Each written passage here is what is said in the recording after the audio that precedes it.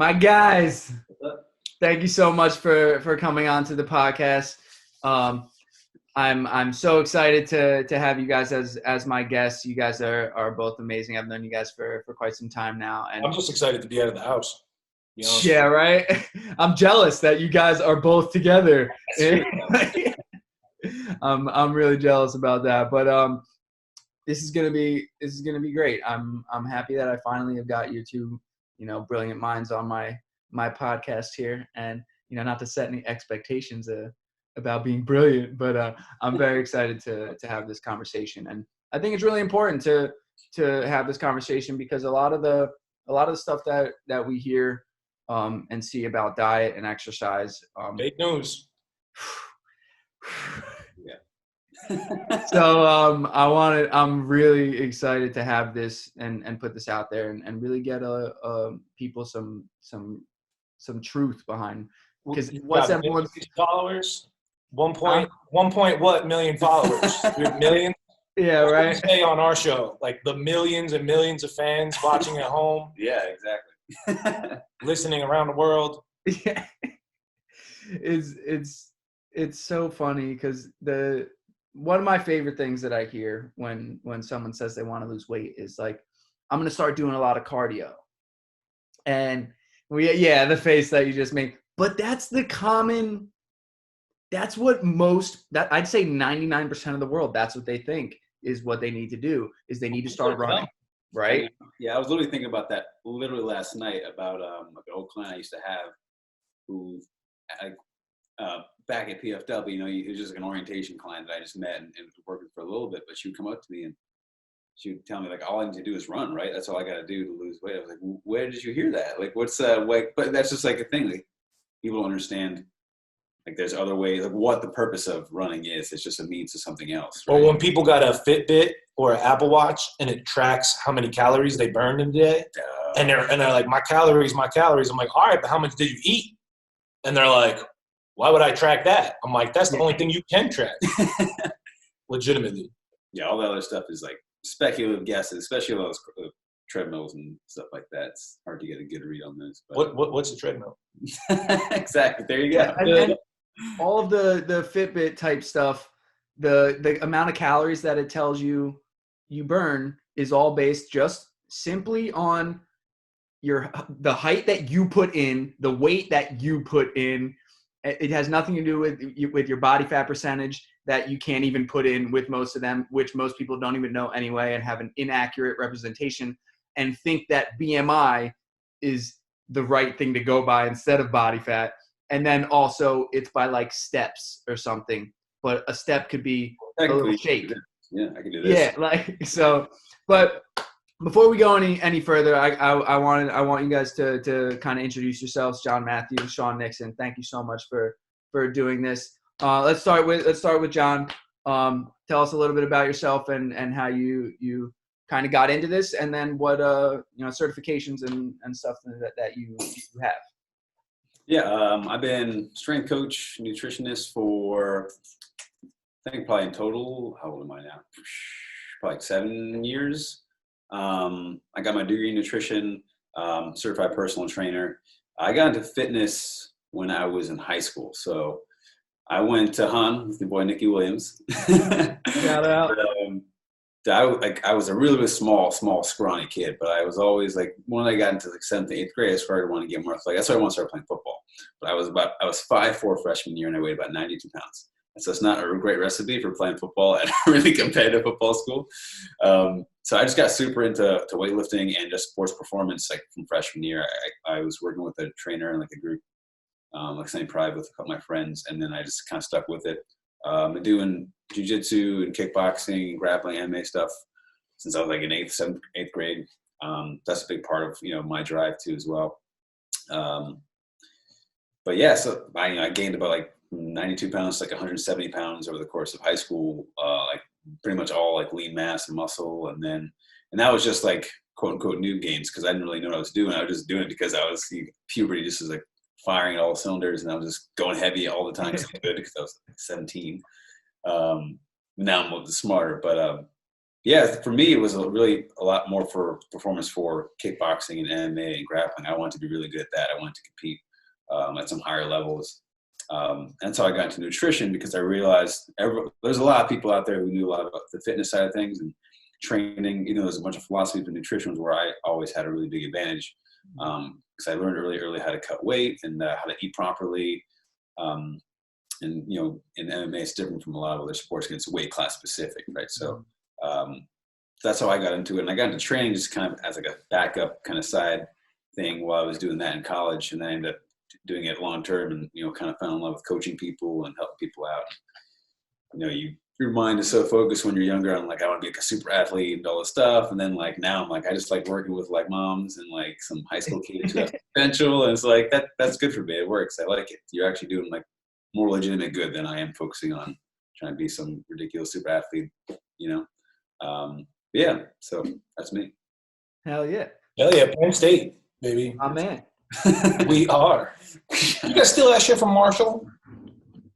You know what? I remember I was supposed to look it up, and I don't know. Somebody Google that shit. Because Penn State hashtag we are, like we are Penn State. I only started hearing about that since after fucking one of my favorite coaches of all time, man. And then he's got his defensive coordinator. You know what I'm saying? Yeah. The Marshall coach, Matthew McConaughey? No. So that's what I was saying. McConaughey was in the movie We Are Marshall. Yeah, I know. Well, we are Penn Marshall been doing that for forever. Yeah, but I think it's because we're Penn State. All right, fair enough. You were just like, we're bigger and we're better and we're stealing the shit. I didn't make it. I don't support stealing anything. I just say it. That's how shit goes. Yeah, I wonder who came first. Well, that's what I'm saying. If we only had internet access. Well, everyone knows like who dat from like the Saints, like who dat say they're gonna be from Saints. That's actually who Day from the Bengals, who's the original. Yeah, I was gonna say Bengals definitely had that first. Bengals right? had that first. You don't realize that. Yeah. I didn't know that. And what is it? I thought I knew a little bit about sports. I didn't know that. And what is it? OU? I think it's Oklahoma. The Sooners, pretty sure, has the 12th man as their way before Seattle was doing it. Yeah. Way before. Once again, I could be saying it wrong. It's one of those schools, but they definitely had the 12th man first. So, yeah, I knew that. I kind of thought that it was always just a football thing. Like the fans were always considered the 12th man, but I know that the Seahawks definitely didn't start that shit. Well, yeah, that's what happened though. They tried to trademark it, and the courts were like, nah, because there's proof that whichever school had it first. That's why. For some reason, in my head, I'm seeing Texas A&M. Yo, that's what it is. Aggies, Texas A&M. That's what it is. Maybe I heard your man Matthew Berry talk about it, and that's where he went. I'm 99% sure on Texas A&M. They had it for way before Seattle. But I don't even know what we was talking about. So yeah, Shawn Nixon, introduce yourself and how you kind of got into this and what certifications and stuff that you have. I'm just your favorite trainer's favorite trainer, man. I'm just here to help people and have fun. My certification is the School of Hard Knocks in the streets. And that's it, man. I just love sports. And then, like he was saying, once you get to that point in your life, for some people it's 16, some people it's 18, some people it's 20, some people it's in the middle of their 20s, where you realize you're not going to be a fucking star athlete anymore, then you got to do other choices. And my other choice, I just wanted to coach because then I can give back and help people and just learn every day and have fun every day doing what I love, you know? I feel bad for people that have real jobs, you know what I mean, where they do something they hate just to get a paycheck, just to pay bills, just to fucking drink on the weekend and fucking pay the bills and then do it back again on Monday. And you have that good feeling on Friday and then you have that shitty feeling on Sunday night where you hate Monday morning. Fuck that, man. I did that for too long. So I didn't want to have a real job, so I'd rather fucking coach and help people. Hell yeah, man. So when it comes to strength and conditioning and how long have you been training and how long have you been actually training people? Both you guys. Let me go first. I mean, I've been lifting, like I said, since I was 13. I wouldn't say I was like really lifting until I got to college. So probably since I was like 19. So yeah, like 7 years, 8 years, 7, 8 years actually lifting.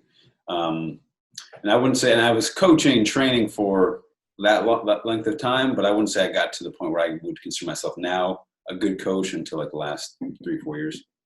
So yeah, same deal. It takes a while. Yeah. Started lifting at 13, so like 20 years experience in the gym, and then like 10 years of like helping people and making my own real legitimate progress, and then 6 years of working at Princeton or Plainsboro, whatever, being official, and then only knowing what I'm doing for the past few years and still learning every single day. So the timeline is long. It feels like 20 years of like a sports coaching journey, but like I said, working for Plainsboro for like 6 years now. Yeah, it takes time too. I think like a lot of them. Just a side note here, but I think a lot of people, it's a really easy profession to get into, but it's a really hard thing to kind of really master. Great point. So there's a lot of people. It's just hyper saturated, right? There's trainers everywhere. It's popping out everywhere. Yeah, anybody that can fucking pass the test online can be a trainer. Yeah, anybody can can do that, and not that they shouldn't, right? But it's but I think people have expectations of what they can do and what they can deliver, and then you gotta and sometimes it doesn't come as quickly as you want because a lot of it's just like the coaching aspect versus the training aspect a lot different. Of course, we were talking about this the other day on our show. We were saying like 98% of trainers are like fitness instructors. And it's only 1 or 2% that are actually coaches, that are actually making a fucking connection with somebody, assessing where they're at, taking their goals, reverse engineering the process, and building the whole thing. So having the full toolbox of motivation, accountability, but also cueing, exercise selection, going around adversities and roadblocks and fucking doing whatever you got to do to get to the people's goals and actually changing lives and affecting people. That's like 1 or 2%, where it's like 98% of people just, counting to 10 and holding the towel and giving you a high five is a lot different than a coach. Yeah. And that serves its purpose too. I mean, don't get me wrong, but right, it's just a separate thing. But yeah, it's in like the next layer, and I kind of got that. I'll shout out to my boss, like Dr. August Lem. You can look it up. He's a super smart guy, big, very, very prominent figure, in his coaching career. And he dropped that knowledge on me a couple years back. I was like, you know what, you're right. Like, you're totally right. Because I remember when I was like that when I first started, how that kind of evolved as that kind of grew into what I feel as a coach right now. It should be more mentally and emotionally exhausting than it is physically exhausting being like a coach versus a instructor. That's how I feel. Absolutely, man. There's so many people. I mean, we all know the Instagram game. We all see all the. I don't have Instagram. So, well, the big thing is that you see phony motherfuckers. We were talking about that too.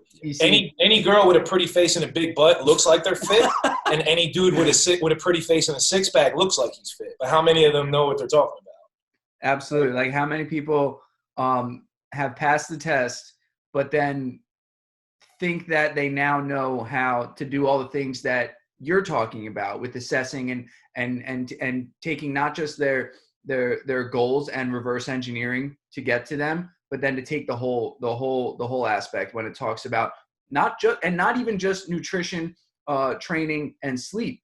Talk about friggin' the psychological part of getting over the hump of just getting to the gym. Like I'm a firm believer in like just for today, like just work out today, just eat healthy today, just get enough sleep today. Yeah. All you can control is today.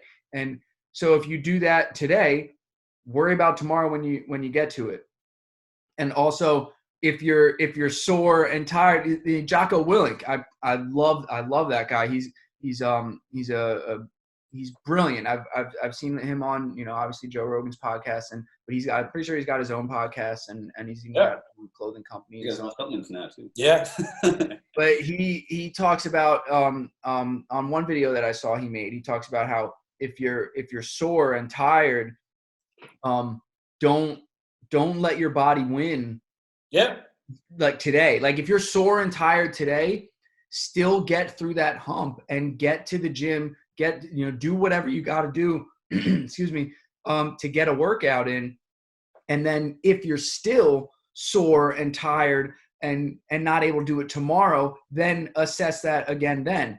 But like when you if you actually get to the gym and do the workout, how many times my own experience, how many times have I woken up saying, I don't want to do this. I don't want to train. I don't want to do it. I'm so sore. I really think my body needs a rest day. And then I get to the gym and I do one warm-up set and I'm fine. I'm fine. And then I wind up having like a great workout, like an even better workout than like the past couple of days that got me to that sore point.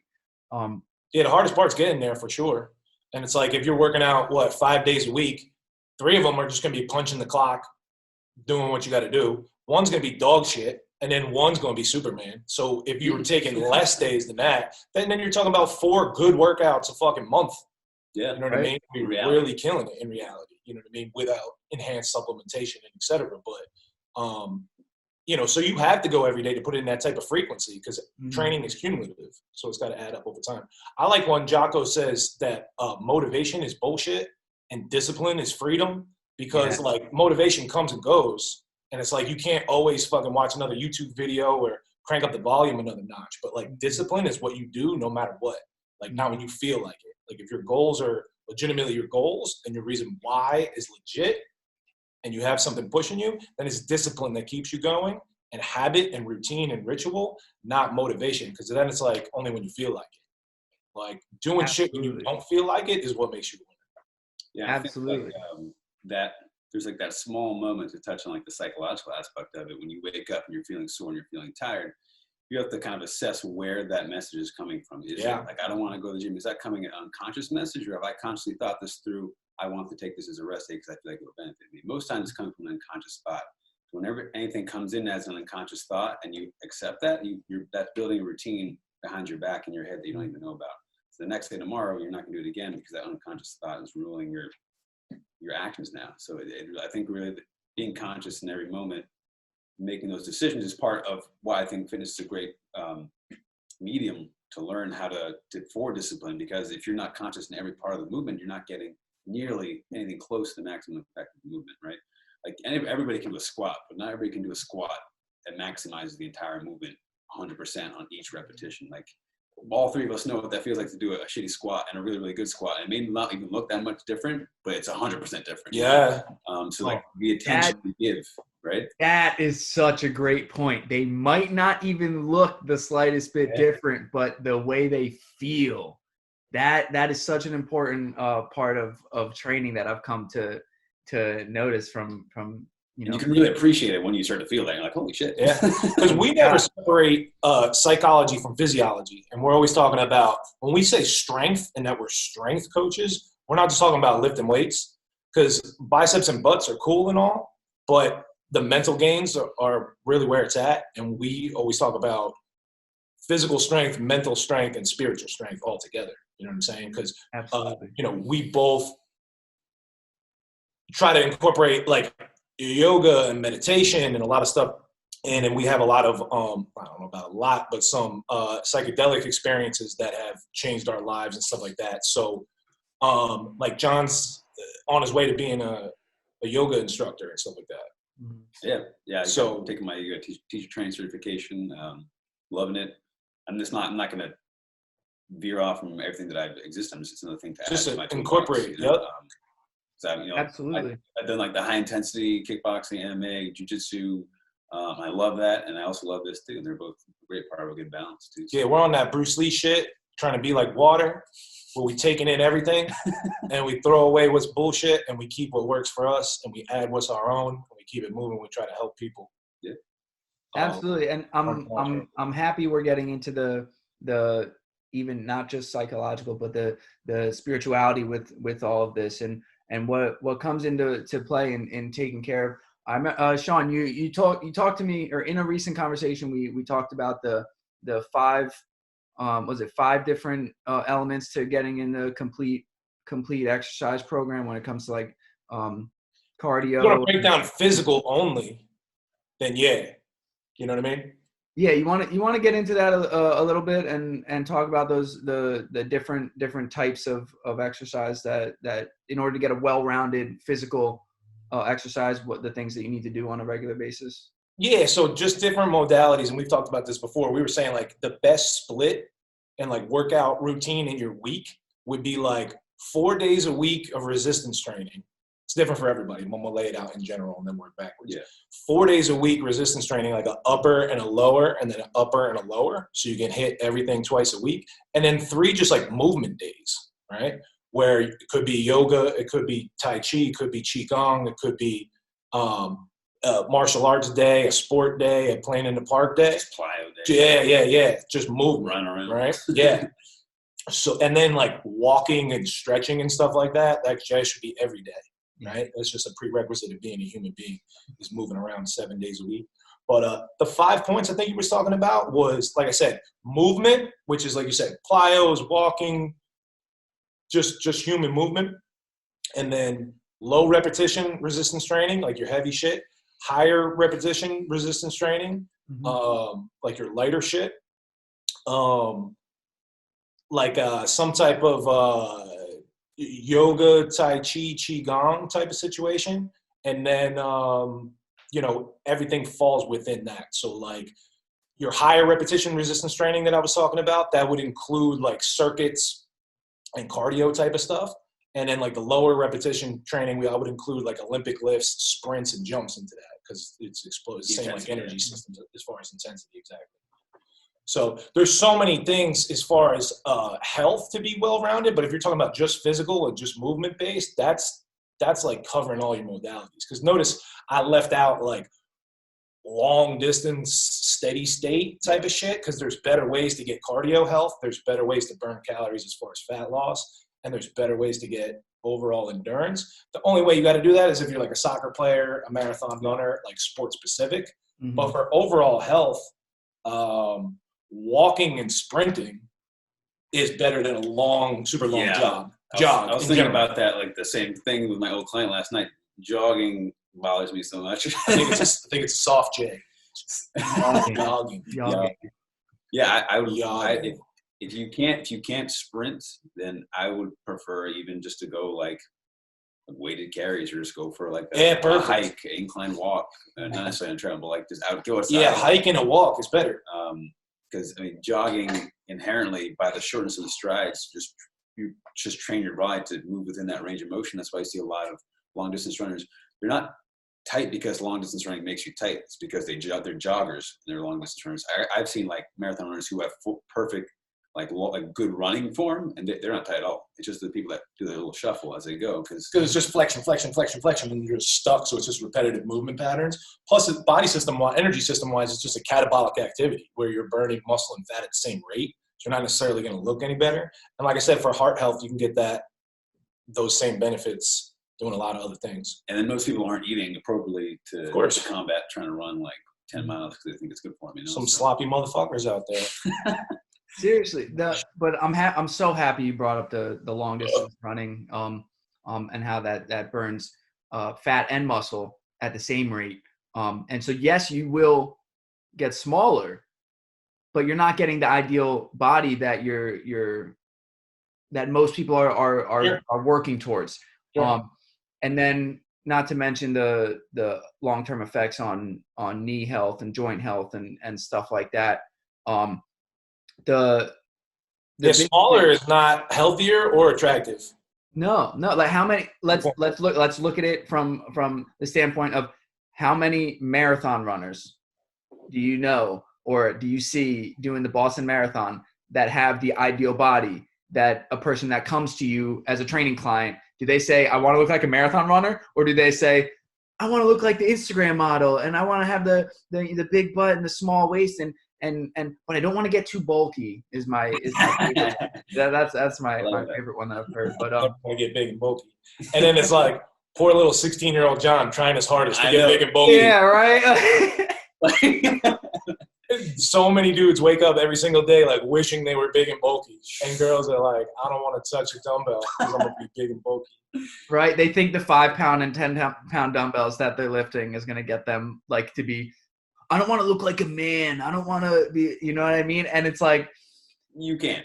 First off, you don't have enough testosterone in your body, like unless you're cheating and doing the thing. Well, I don't want to say cheating. I don't want to say cheating unless you're taking steroids and stuff like that. I don't want to say cheating because I don't want to put a stigma. No, yeah. Drugs are great. like I've done enough, you know, I don't want to say research, but I've listened to enough people doing it, whether it be on the internet or even just talking to them in the gym and stuff. Listen to enough people to know that, first off, the amount of research and development that's gone into steroids and stuff it started in I'm not sure if it was World War II or World War I, but they were trying to. I know that's a big difference in timeline, but like that's still from the 1940s at the earliest. You know, that we're talking about. Captain America, bro. Yeah, exactly. I was just about to say. Right. So like, and a big misconception also with steroids is that that's what gets you big. I was just talking to him about this in the last. When in reality, like what it really does is helps you to recover faster. Which, yes, in turn, you can get more lifts in. You can get more. I don't want to say more lifts in. You can get more max reps, more max reps in, more volume in because you've recovered faster. Sure. Even to your original point, nobody got bigger, faster, stronger, lost fat, or gained muscle in the gym. Never, ever. That's not how it works. It's a hormonal thing. Yeah, exercise is a stimulus to the body where you need to eat and rest and recover, and then the proper time and conditions will allow you to adapt. You know, exercise is a disruption of homeostasis in the body. It's where the body has a hormetic stressor to adapt to the stimulus that you put on it and grow over time, right? So then looking a certain way is just going to depend on your caloric balance. Whether you're eating a surplus or a deficit of total calories is going to dictate whether you get bigger or smaller, not lifting weights or running or doing anything. Yeah, and to go back to his point on homeostasis, just like elaborate on that in case I don't know who's listening, you know, just going into the details of that. But homeostasis is pretty much your resting state, and everybody's body has that on many different levels, chemically, biologically, physiologically.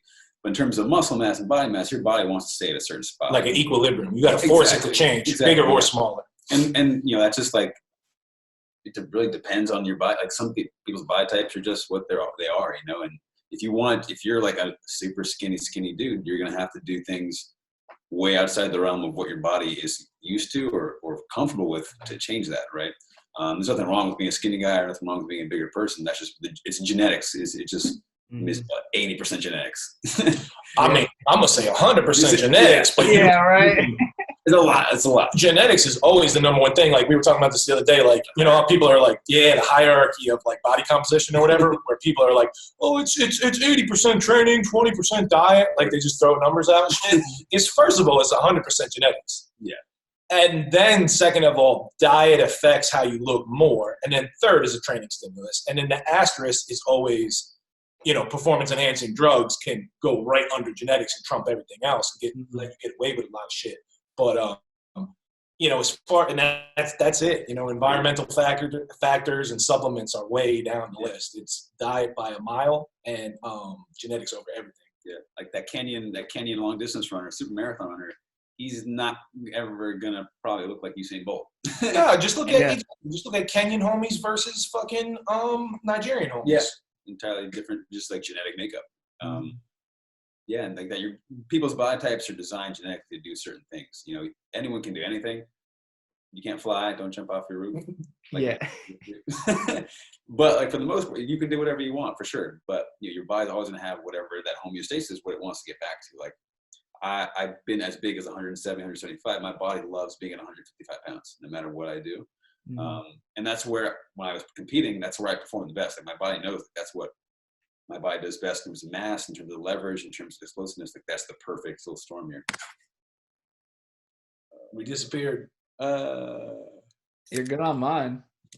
All right, sorry. Oh my god, yo, this is like Joe Biden's brain right now. We got 17 tabs open, 14 in where music is coming from.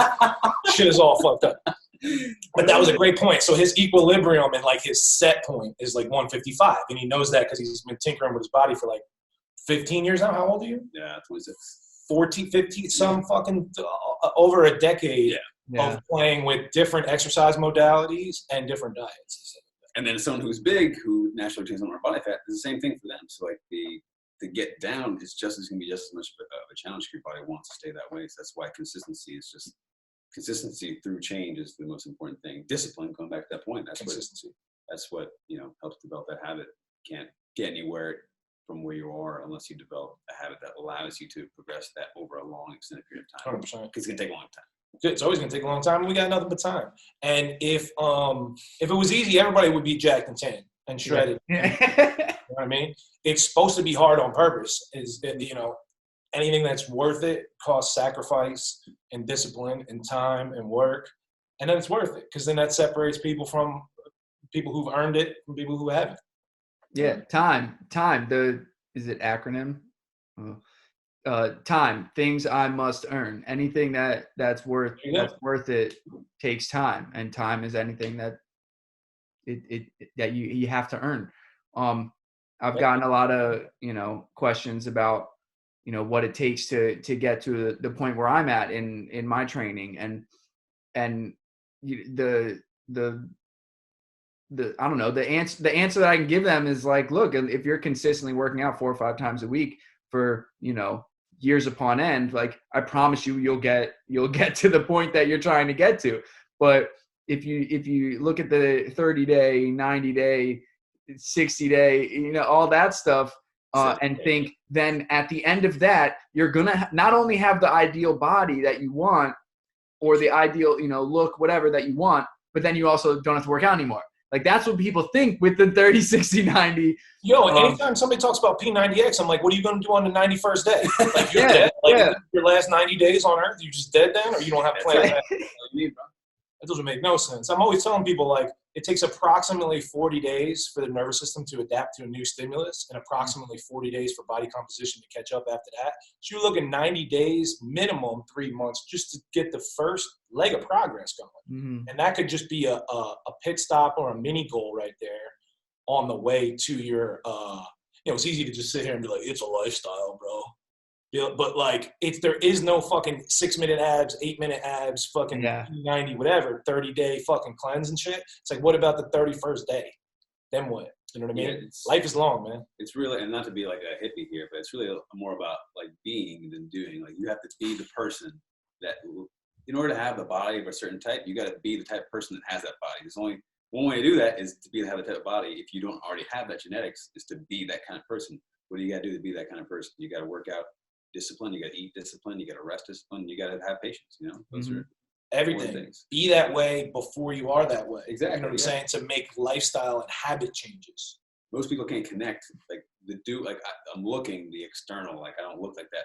It's 10 days. I don't look like that. It's 10 days. Are you being like that person? Then just trust the process. Right. And they step on a scale. To be. So, like, when I was training, like, again, like when I was like 90 something pounds and I was trying to train for MMA, like, I would just look at what the best guys do, and I would just see the mishmash of all they do, and I would say, well, am I doing, like, that's what I got to be that kind of person. I can't not do the best things and expect to have the best results, right? That doesn't make any sense when you feel like that. So how can you not put in all the work and expect to get something that takes hard work? So I was 90 pounds in kindergarten. So you could have grappled. Yeah. Kindergarten Shawn versus that would have been good. 8th grade John. That would have been good. But yeah, I love that. And that goes for everything. Preparing ahead of time, meals, preparing workouts ahead of time, setting an alarm to get up early enough, and just fucking accomplishing everything like you said earlier, taking one day at a time. Mm-hmm. We are what we repeatedly do. You know what I'm saying? So excellence is not a thing. It's a fucking habit. You know what I mean? Over and over again. Is that a Play-Doh? It's Play-Doh. I think it's Play-Doh. That's an old school one that I was trying to pull out. This would be one of my old gyms. There you go. But that's a fact, though. Think about that. Like, Plato said that. Yeah, thousands of years ago. Like, when was he alive? Like, this is not, none of the stuff that we're talking about is like new. Nope. Right? Like, this is all stuff that has been known for so long, and you see on a consistent basis the myths that are put out there because people need to sell things, right? So like, they got to sell the 90-day workout thing. They're like, look, a person becomes a trainer and they think, all right, how can I maximize profit, right? Because you can do one-on-one training, right, in a gym where you're employed by a gym. Like, but then you have the, like, all right, so how, this is capitalism, right? So I want to expand my business, right? Well, I can put together a workout that anybody can do from the comfort of their own home, and I can sell it on video. And then that's when you have the, okay, so this is the 90-day fix. This is the 30-day fix. This is the 6-minute abs. This is this. And like, I don't see anything wrong with having those in your arsenal, especially in a time like this, like having a 90-day, not so much having the 90-day workout, but having the knowledge of the workouts that they're doing in those exercises, right? Because now, like, look, I'm a power lifter. I don't have a squat rack at home. I don't have a bench at home. I don't have a deadlift platform at home. So I now have to think back to like all the body weight exercises and stuff that I can do at home. So now I have all this knowledge from, because I've seen all the like, I'm not gonna lie, the P90X ab ripper X thing, it's a great ab workout. But like that's I'm not gonna get abs doing that once a week. If you know what I mean, and not focus. It starts in the kitchen, right? Like I'm so happy that I've been able to open the door for the conversation with you, Shawn, and about my diet, like, because I've had, obviously, you know, with everything that's going on right now, we've all heard that you know, the high risk categories, and like me having asthma puts me into a high risk category. But what is asthma? Right? It's an autoimmune response. So that all starts with my diet too. And like, we can take the holistic approach, right? Where I come in and I have the autoimmune response of eczema and asthma, and the asthma is connected to the eczema, right? And both of those things are connected to what I'm putting into my body. And then that's the autoimmune response that's elicited from it. And there's that train of thought, to think of it, to work backwards and cut out certain things so that we can, you know, so I can live a life without these hindrances, whatever, and maximize not only my exercise and stuff, but also my results in everything that I'm doing, and my quality of life, right? Because like, anybody that knows anything about asthma, like, it's the fish out of water. Like, when you have an asthma attack, you feel like a fish out of water. You literally, the space in your lungs, the lungs almost harden, and you can't get the air to expand the lungs with the diaphragm. And, you know, I'm not a scientist. That is a very basic, you know, understanding of what asthma is. But I can't get the amount of oxygen into my lungs to pump the, you know, through my heart, to get the oxygen into my blood to make my body function. And eventually over, you know, if I don't take care of that asthma attack, I could die from suffocation. And then anybody that's ever had eczema, just think about when you have an itch, right? Like, it's annoying, right? Just a little itch is annoying. But like, having a spot on your body that's constantly itching, and anytime you finally forget that you have the itch, because like, it's a lot of them a mind game too. Anytime that I forget that I have the itch, I remember that I have eczema, and that there's a spot on my body that there is the itch, and then it comes back. So the quality of life piece, having the eczema and the dry skin and all of that, it's like having the rock in your shoe, like the tiny rock in your shoe. Like, that's the thing that it's just a constant annoyance all the fucking time.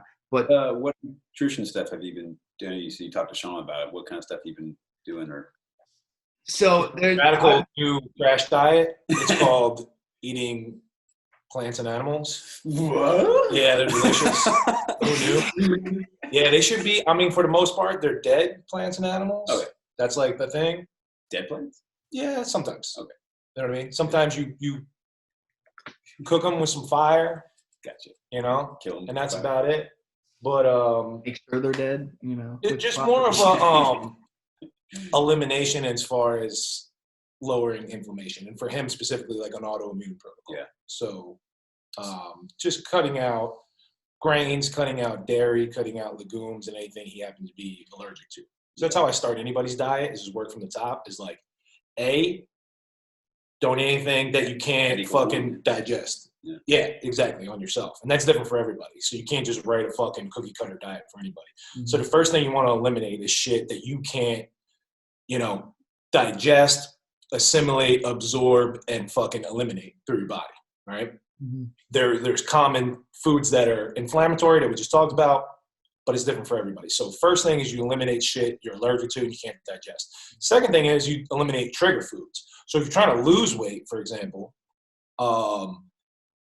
you would get rid of something that causes you to binge. So for me, for example, like almond butter. Is it healthy? Sure. But I'm not going to buy it because I'm going to eat the whole fucking jar standing in the kitchen like a fucking savage. You know what I'm saying? With a spoon, like an animal. And it's just, is it healthy? Sure. But it's thousands of calories right there. So it's counterintuitive to my goals because it's a trigger food. Right. That's a weird fucking word too.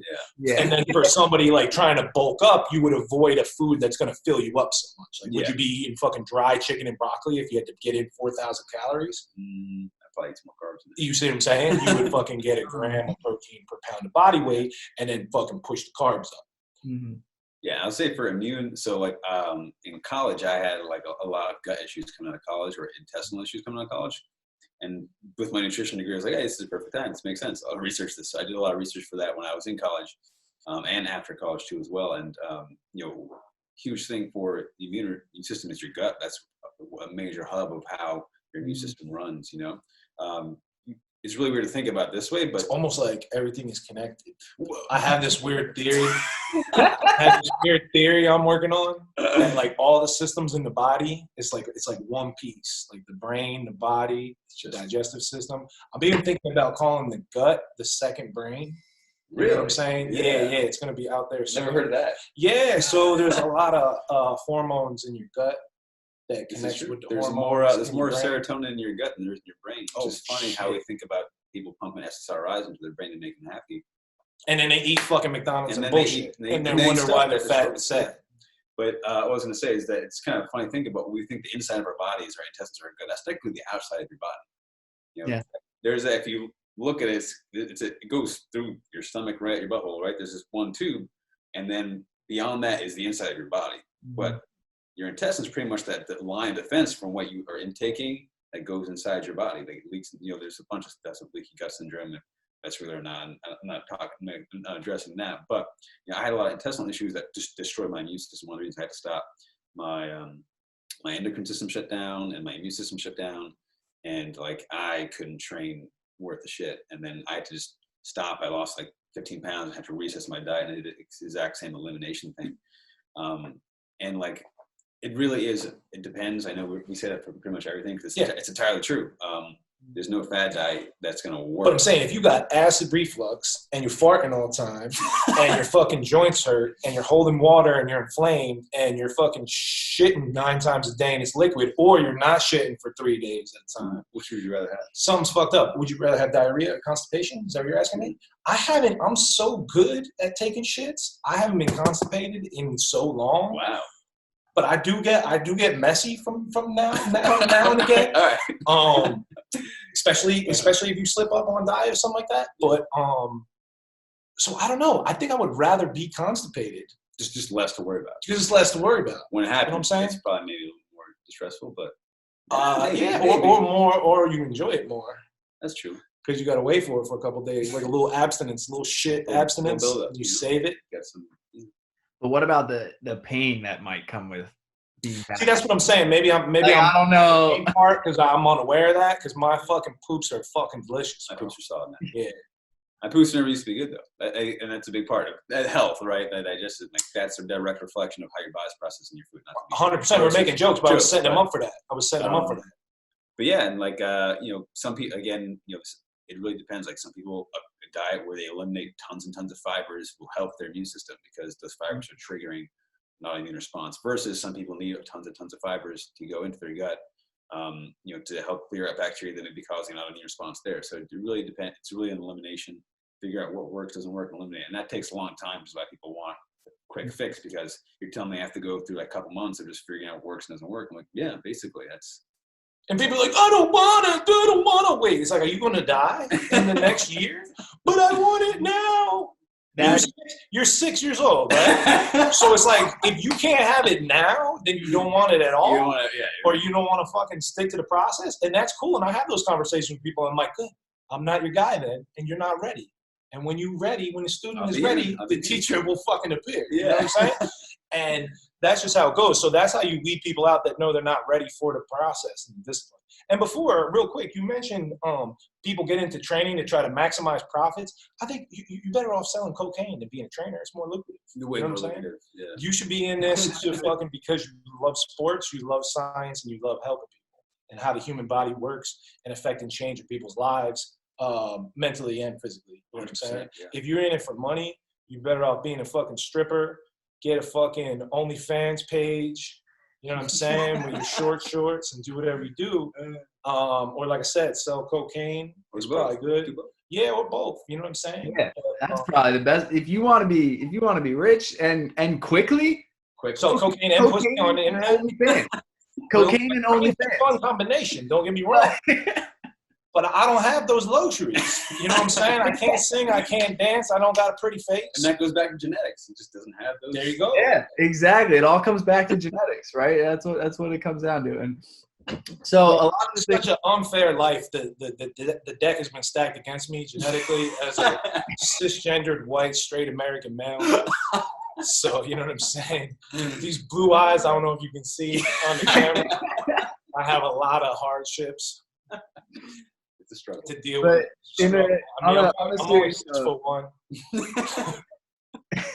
On a serious note, though,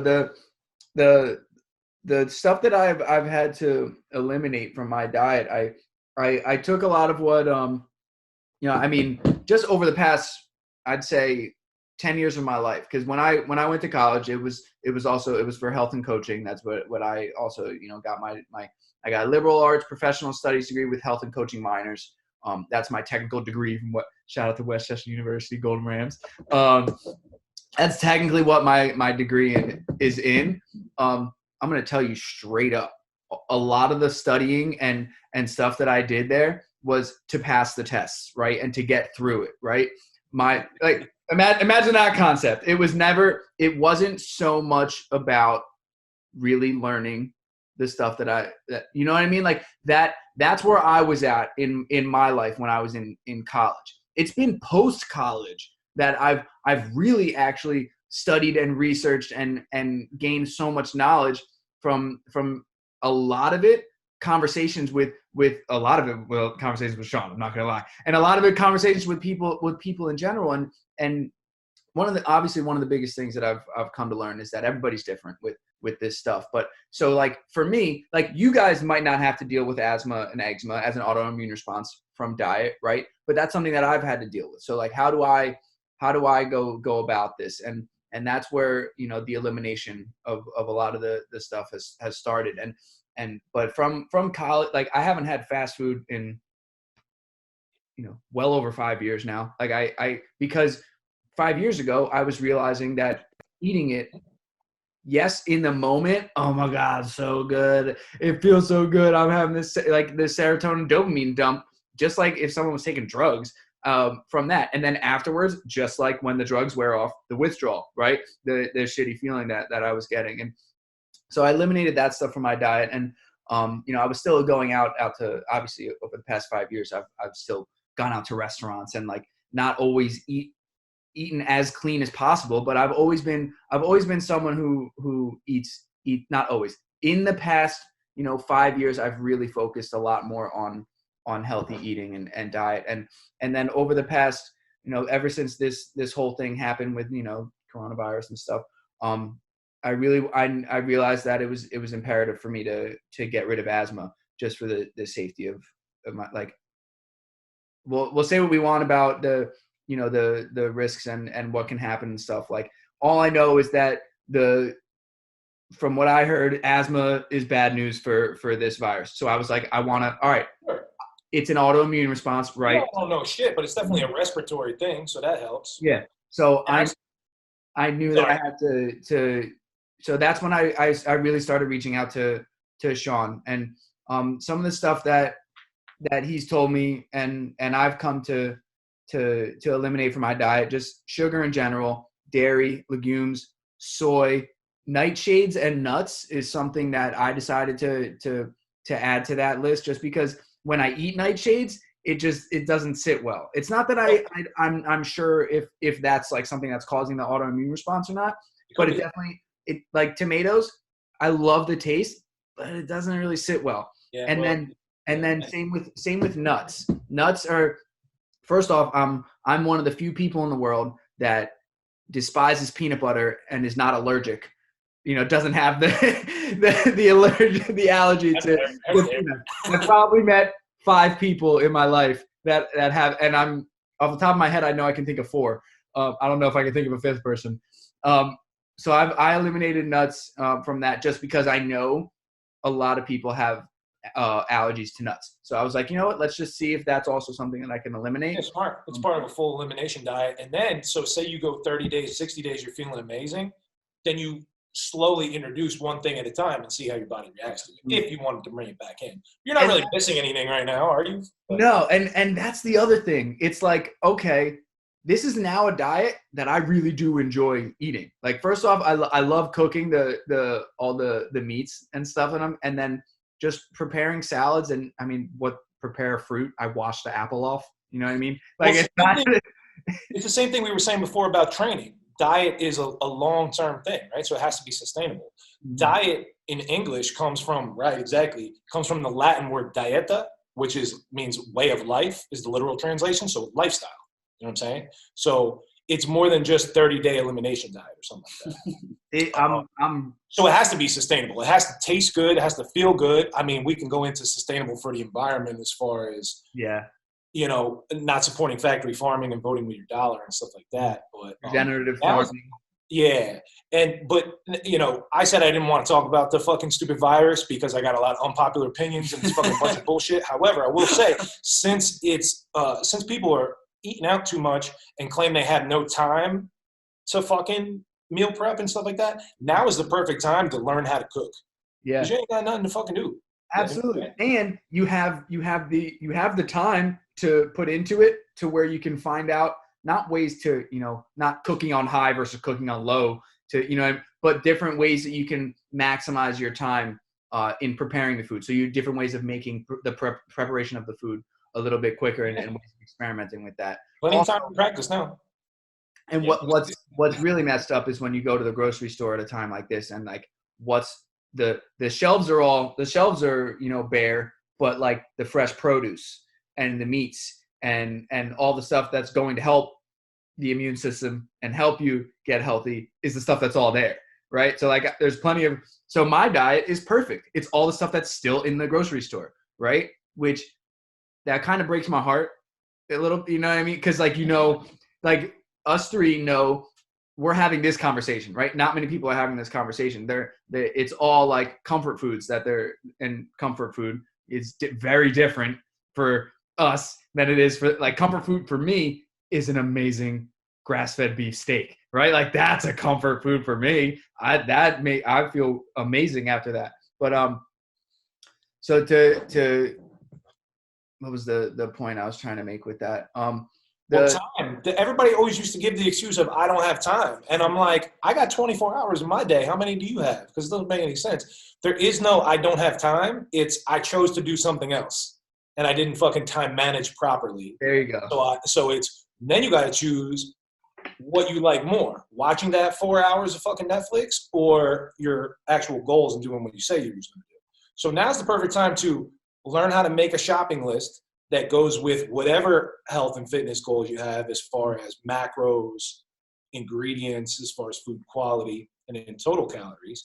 Go to the store and buy only what's on the fucking list. Come home and learn how to cook it. Because then if you prepared ahead of time, you don't have to think and make choices, and you can just have the numbers add up to whatever food quality and quantity you want. So then when and if the world ever goes back to normal and you go back out, then you don't have that excuse of I don't have time, because you learned. And you put together time. Like anything new you're going to try to do, there's going to be a phase of where you're laying groundwork, and that's going to take a little more effort. But once you get in the routine of it, it really doesn't take much. Like I'll have my clients learn how to count their calories and read nutrition labels so that not forever. You don't have to do it forever and measure every single thing out. That's super unsustainable. I don't do that. I don't want to do that. But you have, right? But you can eyeball stuff now. And now I can look at something and I can gauge approximately what that's about. And that makes life so much easier. So it's really just setting yourself up for success in the future by working a little bit harder now, which is a lot of life, right? You go to school, work a lot harder to get a better job. Well, depending on, how you do in school. I got my opinions on school. But, fuck school. Learning and knowledge and education are some of the greatest things that we have as human beings, and school's pretty fucking stupid.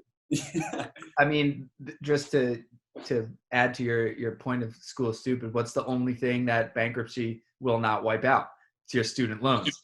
So like, no matter what, if you run up, you can tap out and go bankruptcy as a person, as a banker, as a company. You can tap out, and they're like 7 years. You can't make more than 40 grand, and you got to pay X, Y, and Z. But your student loan debts, they're taxing motherfuckers' Social Security for student loan money. That's how much the government wants that. Sally Mae got you by the balls, and you don't even know it. And it's like they'll take. As long as you're making like a $10 a month payment, they'll take it. Well, that's the best because they got the juice running. Oh, yeah. The mob thought about that a long time ago with the credit card scams and stuff. Once the juice is running, no, don't pay it all up front. Take your time, son. The least amount you can pay. We're trying to make it easy on you. Pay it just a little bit for forever. That's called slavery, bro. That's called slavery. Literally. It's an indentured servitude. Someone put it, and it's so whatever. I don't even want to talk about that, but like how I'm still in. I graduated 2013. Anyway, graduated college. It's the same government telling us to fucking hide inside from a virus, bro. You know what I'm saying? So it's freaking it's wild. And also to add to your point of people are talking about how bored they are and not having and don't know what to do. It's like, well, okay, first off, what I do most of my day is all stuff for self-care. And there's so many things that fall under the umbrella of self-care. For one, it's just making sure I'm like showering and doing like a shape, like cosmetic stuff, but trimming your pubes. Diet, got my new Manscaped lawnmower 3.0. I'm keeping everything nice and trim. No, we are not sponsored by Manscaped. Hopefully one day we can get on that train of how Manscaped is sponsoring all the podcasts, because I am a firm believer in it work. Anyway, so that's one of the but diet, cooking, preparing food, exercising, of course, meditation is huge. Going on walks, making sure I'm getting the vitamin D it's been like terrible weather most of the days. Here with rain and stuff, but any day that it's sunny, like I'm making sure I'm going on walks, even just going outside, sitting in the back, just soaking the sun when I'm drinking my coffee and stuff like that. Little things like that. That don't have time for. Like now you've got I'd say about 10 hours. If you wake up, shower, get dressed, go to work, have to drive, have to commute, 8 hours work. And then another, hour of getting home and getting settled and stuff. You've added now, we've all gotten like 10 hours added to our day of stuff that we can do. So that's when at least. And then the food prep, the exercise, the meditation, reading. Oh my! Even if it's just audiobooks while you're food prepping, while you're doing like all these different things that we could all be doing. Like I am home for the 24 hours, right? So now I'm still not getting all the stuff done that I want to get done in my day. You know what I mean? Like I'm not the person who's bored ever during this whole thing. But it's because I'm putting stuff on my plate to do and to make sure that I'm not, the only time that the TV that's behind me goes on is if I'm laying in bed and I heard that, like, I just watched the Chris D'Elia comedy special that came out. He's hilarious. Like, and that was because someone told me, hey, did you see the new Chris D'Elia special? Like, I didn't know it came out. I didn't know it was like, I don't open Netflix and and all of a sudden, like I'm my TV time is something that is, you know, it's on purpose. It's not just like flipping through the channels and I'm bored. That's a big TV. Do you mirror the porn up to that? Is that a TV or is that Dude, something? you don't even need to mirror it. Like I got a HDMI cord that goes right direct to it. Right. The mirroring's risky because then sometimes you be sitting on the toilet and then you go to play something and it's still hooked up in the living room. You know what I'm saying? That's how you get. In Bert Kreischer's last special, he has a bit about that happening. Oh, yeah, he was like, what was the line? He was like, "This is the story of the first time my wife watched porn." Yeah, it wasn't exactly like that. Yeah. But before we were talking about creating habits and setting yourself up for success. But the habits that people are creating now is a fucked up sleep cycle, nothing but snacking, jerking off 19 times a day, and playing 17 hours Call of Duty. Mm-hmm. That's all people is doing. And like you said, mindlessly flipping through and just it's literally binge watching everything because there's nothing to do. You know what I mean? Speaking of two things, audiobooks and boredom, I've been listening to this audiobook, Essentialism, Greg McKeown. It's really, really, really, really good book or to listen to or read too as well. Mm-hmm. I was listening to this part today and it got me thinking about boredom because he mentions that about how people are hyperstimulated. And you know, he was talking to he works with CEOs that like no one's ever bored in this technology age, and now we have this time where when we are bored, we just turn to the Netflix. And like for me, when I was boredom, that's again every like little moment's a little bit of a choice. So if you're experiencing boredom, that's an opportunity to assess. Like just take that boredom, take an hour, and just go outside and relax and use that. Give yourself some space. Because chances are, if you give yourself some space and not try to stimulate yourself constantly, you'll find space to do things that you really enjoy doing. And then you can actually have a list of things you're doing throughout the day that are exciting and intentional and passionate rather than mindlessly droning. But like take to that little space of boredom and allow things to come into it. Ideas, you know, passions, hobbies, just even fun thoughts, wonderful thoughts, you know. Because like with all this time I've been doing, I've been loving it. Like I've been waking up. I'm an early bird, so I wake up early anyway. But like 6 a.m., I just like going to walk around my neighborhood and it's like outside, and like I'll just like I block out like mandatory like set couple hours just for me time, no scheduled stuff, and then that allows me to do the stuff I have scheduled like way better, because I'm not constantly like burnt out or just thinking about the next thing. So, yeah, that's perfect. Yeah, because part of being a human being is productivity and purpose. So if you're not getting things accomplished throughout the day, that's when you feel bored and you go for another snack and you open up another tab and you binge another episode. So if he has a plan for the day, just like at any regular work day, and then like you said, if boredom arises, that's when you do go for a walk or you do meditate or you do relax for a second. You know, I've been planning because you know, I'm still watching a lot of TV. I feel like now I watch as much TV as like the average American does when they are fucking working. So I can only imagine what regular motherfuckers is working. Yeah, right in this place we're at right now, there's no TV. And me personally, I don't watch any TV until nighttime, until like I'm laying in bed. Now currently, like as a rule to schedule the day out, just to be as productive as I can, like you were saying. I mean, because it's very easy now to slip into fucking negative thoughts and fucked up patterns. I mean, it always is, but now it's even more because of that fucking boredom and stuff like that. Well, it's like it goes back to like everything's a paradox. If you think you have more time to create good habits, and there's just as much space to create bad habits. Exactly. So there's never any ideal time, right? Because there's always an equal amount of opposing force to whatever you're going to try to do. So you might as well do it now. Yep. That 10 extra hours a day that you were saying, people are just like, oh, that's 10 more episodes I can watch. Yeah. That's the show, man. That's the entire show. Yeah, that's a season. There's a season. You can watch a season. And how many people are rewatching things, right? So now, which, you know, tastefully, I can see, like I know from my own experience, like rewatching a movie, rewatching a comedy special, you hear and see stuff that you didn't. So from an artistic standpoint, to really appreciate like a Quentin Tarantino movie, rewatching that, seeing something that you didn't notice before, like that, when used correctly, can spark new ideas and new things in your own life and in your own creativity and things that you might be doing if, say, you're planning on making content, especially if you're like a filmmaker and stuff like that. Like, that's studying.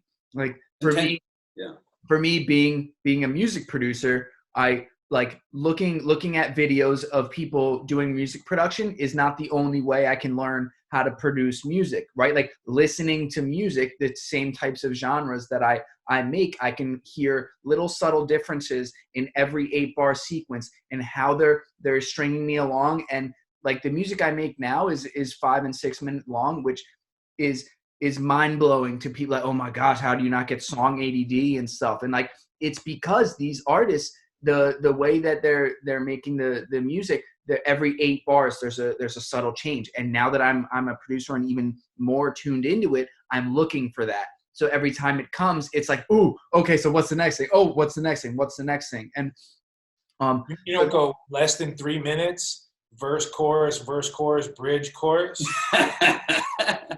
And it's just 2 minutes and 42 seconds and fucking play it 17 times a day on the radio. You're not doing that. Or it's a 4-line chorus, a 4-line hook that has maybe 10 words in it that everyone can remember. Yeah, but the beat is fat though. But that 808 kicks so beat slaps though. Like, but that, you know, I can say I can have my own opinions about pop music and hip hop and what constitutes hip hop and stuff like that. I'm you know, I don't make that type of music, and I usually I'm not listening to it, but I will listen to music that is tops on Billboard charts and stuff, not because I like it, but because it's a time for me to see, all right, what makes that song, what made that song so popular. And a lot of it is a simple 3-chord, 4-chord progression that is just memorable, so that when someone hears that song, they go off and they're still humming it. So it's not even so much that the song is amazing, but it was catchy, and now they're thinking about it. So then next time they come back to music, like, oh yeah, I gotta play the song because it's been going through my head all day and stuff. I think like in the 70s when like that kind of era of rock was coming about, like I was reading, I could be wrong, but I think it was like the CD and F or CD and E, I think it was CD and F, but like majority of songs or top hits were some variation of those three. Still though, like from the Beatles to fucking Taylor Swift, which is ridiculous because like you look at like I have a mild music base, not as much as you, but like I know enough to appreciate some of the details of things, and like it's so great how that there's really only several chords, but you can do so much and it can never get old, you know, like it never gets old. And to your point, we've all had shitty songs stuck in our head. Oh my you know God. what I mean? Just because it's catchy means they won. Yeah. So, you know what I mean? So tying it back into training and stuff like that, that's what a lot of trainers are. You know what I mean? They get you hooked, they're entertainers and get you hooked on their fucking personality and their gimmicks. And months go by and you're like, what the fuck am I paying for? I'm paying for a friend here to jump up and down twice a week? And you're paying for a fucking 2-hour friend a week? Or have you grown physically, mentally, and pushed yourself and found your limits and achieved goals and conquered adversities and stuff like that, and going through something with somebody? That's a big difference between, like you said, a pop song formula. We're frozen, so everybody's missing all this fucking information. No, you're good. Nah, because we kept getting frozen before, and I didn't know if that was going to show up on the recording. It was a little shaky there, but you were good. It was still flowing. Cool. I don't even know what I was saying, but pop songs and yeah, I just always like making fun of other people whenever I can, because I'm without even naming names. But we were saying before, there is a difference between people's intentions where they suck, but they're trying and they're not trying to scam somebody, versus somebody that knows right and wrong and they're fucking doing steroids and claiming that, either using Photoshop, they're fucking doing gimmicks. Jump up and down cardio 30-day program. This is the 6 easy shortcut ways to get a fucking 6-pack and shit like that. Yeah, exactly. And all those gimmicks. And those things make money.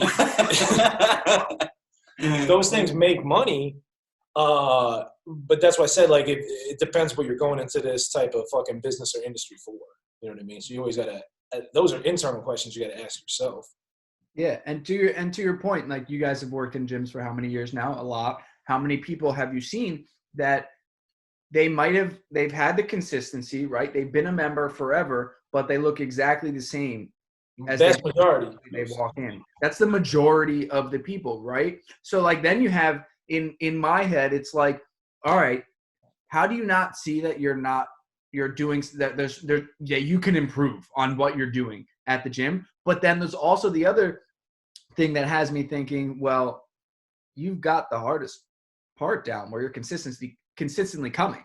Yeah. So like there's there's that catch-22 that I battle in my head. So what I have realized from that is I need to look at that and make sure that I'm not doing that, right? Like I can keep doing the consistency part, but I need to always be looking to ways that I can improve and ways that I can change what I'm doing, so that not only I can get the physical changes that I want, but so that I can grow mentally inside. Like how what is I think C.T. Fletcher was said, he's like, we're all the same under the bar. I command you to grow. C.T. Fletcher is I mean most people in the fitness industry know that name, right? And he's gone through a couple heart surgeries and stuff with me, a heart transplant. He's got like a 30-year-old Asian woman's heart now or something like that, right? And now he's got this different like calmness about him. And, experience, it's like you change hearts. Yeah, he's literally and going through heart surgery. Like there's probably a 50-50 chance you're making it through that. Like I'm throwing that number out with no evidence. Right, it's a made up number, but I get your point. Like, you get my point. Like right. you might not make it out of there, and you don't know if that's going to take. Yeah, it's a freaking heart transplant, and then in the coming months, is your body going to accept it or reject it, right? And it's kind of important. It's the heart. So like all the parts are kind of important. So there's so much that we can learn from his perspective change and everything. And but one of the things that I really love about it is like we're all the same under the bar. Like there's not many more humbling things that we can do that when we go for a max lift and we don't hit it, right? And we quote unquote fail. Like how many times have I been, had a certain amount of weight on my back and not been able to get out the hole, and then I got to dump it, but I'm not in like, I might not have the best safety rack or safety things set up where it's like easy to get out of it, right? And like I've almost broken my back multiple times. I've only, I've gotten out of it and tweaked my knee and been like, what? Like Safety doesn't take a holiday, bro. What? Safety doesn't take a holiday. Exactly. You know what I'm saying? Bench press. Oh my! Forget about squat rack. I'm talking about squat bench. That's the best part of the bench press. Your life is on the line. Your life is on the line every time you're in that bench press, right? It's over your chest. It's over your face. Your neck is right there. It's the ultimate risk reward of life. It's like I might get a little chest hypertrophy, or I might die. I'll tell you a story. It's totally fucking worth it. So ninth grade freshman year, I just started getting into lifting. I got a free period after class. Maybe stapled, 2 months, cut in half, trap with the bar. So I'm down there by myself in the weight room. I have maybe it's like 60 pounds on me. I can't get off me, and I have to wiggle. And I'm looking around to see if anybody's in the weight room. 10s on each side, stapled. I just pop my knee up to swing it up and over. The roll down, the roll down. The body. Yeah. I didn't even think about the roll down. I was like, I was smart. You ever see motherfuckers that doubt themselves so much they know they're gonna fail, so to the point where they don't put clips on so they can just quit? Yeah, I was gonna say that's something that I recently not recently, I haven't been in the gym in a little bit now, but kind of recently when I was over at Diesel, shout out to the best gym in the fucking world. Anyway, I was at Diesel and I was benching, and I went up and it was one of these ones where like the one side was going up, but the other side was not getting up. And I was like, well, I have no one spotting me, and I'm like, I don't know how I'm gonna get rid of this. And so there's the part of the rack that's like this, where like I need to get it to, and then there's the part that adjusts it here, and there's a little lip in between the adjusting and the actual rack, and then the part that can come out of it. And somehow I got this one on top of the rack and this one right to sit in there. And when it was there, I felt no weight. And I was like, what? And I was able to sneak it out.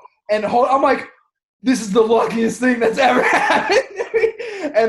And then from there, I was able, once I got out, I was able to put it on top and then unrack it. And then of course, the next thing is look around and who saw it, right? Like I'm terrified of like, what the hell just happened? And the bench press is like doing acid. You should always have a spotter. You know what I mean? Safety purposes. This is true from experience. You've seen both. The reason why I brought that up was because after I looked around and like explained to my buddy what just happened, because he was looking over like, he was like, if you don't put the clips on and you fail, you can just go to one side and dump it. And in my head, I was like, oh, that's brilliant. Yeah. But the way you look at it is like, wow. And then you see the people who are like, so no, they're going to fail. It's just an excuse to quit, man. So there's it's like, so I've had, so many close calls with that. The come down and roll it down the chest and then sit up. That's just Darwinism right there, man. Right? The weak die. Yeah. And then the species becomes stronger. It's my God. It's for the greater good of the population. I was always fucking with. Everybody said, you mentioned before Endgame, that Thanos was the bad guy. Dude, I mean, I was with him the whole time. I say that to everybody. I'm like, he snaps the fingers. He's talking about wiping out 50% of the population, rich and poor alike. Completely random, no discrimination. You know what I'm saying? I think that's fair. So like in the movie, like I think it's interesting because I'm a big movie buff and I just like analyzing movies, but no one ever had a good counter argument to his thing. They're all like, "What, are you going to wipe out the planet to do it?" And he's like, "Yeah, I'm going to do that to get like universal peace." And they're like, "That's not right." I'm like, "Well, do you have any other solution to like?" It's like the planet is fucking overpopulated, overpolluted. It's all fucked up. We do a lot better with 4 billion than 8 billion.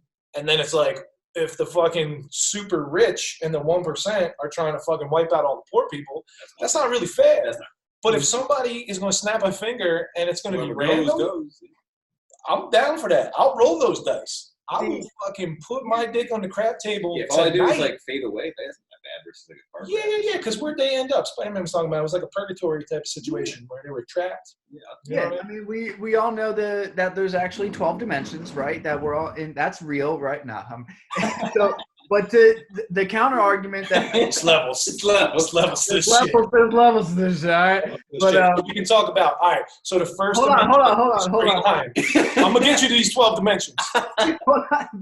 But the one thing that I can say about the counter argument to just wiping out 4 billion people, it's like, well, we're still wiping out, yes, less pollution, right? Less whatever. You're wiping out 4 billion people, but you're wiping out an even ratio of still the people that are going to do the same things versus still the people who want the better for the earth. So you've cut down on the amount of people, but how quickly did we get from the 4 billion to 7 billion? That's from like World War II. That's the shit I'm saying. That's from like World War II to now, where we went from 4 to 7, where we doubled the population. You're frozen. Shit. You're frozen. Now we're good. You were frozen the whole time. Yeah. You guys hear what I said about the no, it was a good point. Because we went from 4 billion to 7 billion. Like, I think it's from World War II to now. Super quick. Way too quick. Yeah. So that's the only thing that, but of course. We have to learn from the mistakes, which we're not gonna. So I guess your point is still valid. Fair enough. But real quick though, 1 dimension is a line, right? And 2 dimensions is length and width, right? And 3 dimensions is length, width, and depth, right? So we live in the 4th dimension, which is space-time, right? You're moving through space and time, and you can manipulate 3-dimensional objects, right? The 5th dimension is the dream state. The 6th dimension you can reach with like psilocybin. You want me to keep going? Because I'm going to keep going. And so the 7th dimension you get to sometimes. And what's the yoga? Ayahuasca, right. So with a full ayahuasca ceremony, you can go through dimension to dimension to get to the 9th dimension. No, but what's the yoga that gets people. Oh, like a Kundalini yoga. Yeah. That's what. Okay, that's the. Okay, keep going. That's the only thing I was thinking. Anyway, keep going. Yeah, so there's shortcuts, is what you're saying. So you have your there's methods out there. Okay, let's just put it that way. But there is dimensions. Unless you were talking about alternative dimensions, which is a fun Like theory, like a multiverse type of theory, which That's is crazy, but probably not really. the problem is it's more likely than not. But that doesn't mean that's 100% true. But the fuck else do we know? Yeah, we can get into the whole. Talk about the multiverse theory. And Most of what we know about the universe is just like measurements and then speculation and probabilities and stuff. That's it. We know very little. That's what science is. Science don't prove shit. It just fucking is theory. Guesstimates. It guesstimates, and then it can disprove. Which is another thing for like when people throw out statistics, at least like for like biology and for space, like a lot of that's just like, could we kind of think it probably is like that? Or even physics. Newtonian physics only works in this fucking planet. Yeah, essentially. Who knows what the fuck's going on in black holes and fucking everything else. Yeah. Newtonian physics and fucking... Yeah, I saw something yesterday how basically like proving Einstein's theory of relativity and stuff like that, which is weird for a scientific journal to say, like proving. Yeah, exactly. Because usually you don't prove anything. Like science is just like, all right, here's what we know now. Let's make a new hypothesis, right, and keep fucking. Well, to go to the theory of relativity, I remember how when I'm growing up, we had a an 80-acre like creek and woods and place where we would go camping and stuff with my family. It felt like the longest drive ever, right? Because I'm 7 years old, 7 years old, going I think it's 5 hours. It might be less than that, but it felt like forever because the percentage of my life that 5 hour trip is so much of a bigger percentage of the 5 hour trip than to my parents, right? Whereas now I go on a 11-mile drive down to Atlanta. Shout out to my boy CJ, Midnight Panda down there, who I'll go and visit. The 11-hour drive, if I have a friend, it doesn't seem like an 11-hour drive. Like we're just having fun, right? So the percentage of my life that time period is so much bigger. So 5 hours to me is so much longer than 5 hours to a 40-year-old person. Yeah, well, they said that they, I don't think, not they proved, but they were doing studies on like the older you get, the faster like life goes, you know, and that's why everybody says. Yeah, because like, time ain't real. Like how many adults do you talk to like at the end of like this year? People are like, wow, that year went by really quick, and they've been saying that since the dawn of time. Yeah. Because time ain't real. Calendars and clocks are man-made things. So like you were saying yesterday, it's just a mark of our perception of space and time and moving through space around the sun and shit like that, right? Because to your point, like remember how long summer was when you were 6? Shit was fucking forever, you know what I'm saying? And it was amazing, glorious fucking time because it was 1/10 of your fucking life. Yeah. So it's all perception, to your point. It's freaking. And even like when people say time flies when you're having fun, and fucking shit takes forever when you're bored. Yeah. I mean, how long was the month of March? Like 30 fucking years? Like what the fuck was that about? I don't even know what day it is, but April was fucking taking years right now. What you know what I mean? Who the fuck? I don't know days anymore. What is today? Today is the. Well, I don't know when I'm going to post this, but the day that we recorded this. Why wouldn't you just post it immediately? What are you fucking saving shit up? Gotta edit it. Well, no. The only reason why I wouldn't post it exactly today is because I'm doing podcasts this week to then post next week. So then I can do podcasts next week to then post. So I'm not ahead where I'm chasing for podcasts. Yeah, you go. Wanted to make like one of all the ones that I'm recording. All the ones that I'm recording this week are going to be posted next week, and then all the ones that I'm recording next week are going to be posted the all next these jokes are still going to work next week. Exactly. Like it's not imperative that this gets posted today. It's not like we're reporting on the fucking. We're super frozen. Yeah, I hear you guys, but you're frozen. So super frozen. I'm guessing I'm frozen. Oh. Can you hear me at least? Can you hear me? See, who knows if this is still recording? Is this your first Zoom? No, you've been I've using been Zoom. Yeah, Why is Zoom the only company that fucking? it's not. And they had. Yo, my bad. I don't know what happened there. All good. This is the beauty of not doing it live. Yeah, there you go. That's why I was like, well, perfect. I can take this piss that I've been holding in because I'm trying to be That's what Shawn's doing. trying to be on Joe Rogan's level where he doesn't piss for 3 hours. He doesn't pee at all. He's been doing that forever. Nuts. I didn't even realize that. I've never seen him get to take a bathroom break. And Joe Rogan never the did. whole No, he really does. also the whole time that Joe Rogan does his podcast, he's drinking something. I know. He's always drinking alcohol too. So 4 cups of coffee, 6 glasses of whiskey, and he doesn't get up to pee. Are we still recording? Yeah, it's still recording, but it's I thought it was funny that. So I don't know if how much of this I'm going to cut out, but I'm going to cut the part where you actually leave and come back. I'll probably. Oh, you had all that on recording? Yeah, this is all. It's still So recording. when we see something frozen, it's still recording. Yeah. All right, so you gotta leave all that in. That's part of being real. Yeah. No, absolutely. Like I might just cut Raw out. dog. That's what we're sponsored by. You were saying Manscaped, but we're sponsored by this raw shit. Shout out the girl. Put her fucking Instagram on the fucking page. Or whatever. Yeah, Kayla trains and shoots. This is from a meme I saw, but I think the last thing we was talking about is like still, you posting your shit next week, where we still gonna be all quarantined up by then, which is fine. But I saw this meme. It was all fucked up. It was like 2020 was supposed to be so lit as far as 4th of July, Halloween, and Christmas was all on a Friday. Cinco de Mayo was on Taco Tuesday. And 420 is 420 the whole month. And then And 420 has 420s in the date this year because it's 420 the whole month. 20. Like, But then they just robbed us of spring and summer. It's all gone. So everybody that thinks you're going back to work May 1st and you're going to the bar on fucking Memorial Day weekend, jumping up and down, fist pumping, it's not happening, guys. Nope. You know what I'm saying? Yeah, let's real quick touch on this. There is no way that we can safely do concerts, shows, festivals, sporting events, all this stuff until there is a vaccine. So that's everyone 18 months minimum. So everyone that thinks that May 1st and all this, it's only gonna last 3 months. They're delirious. Yeah.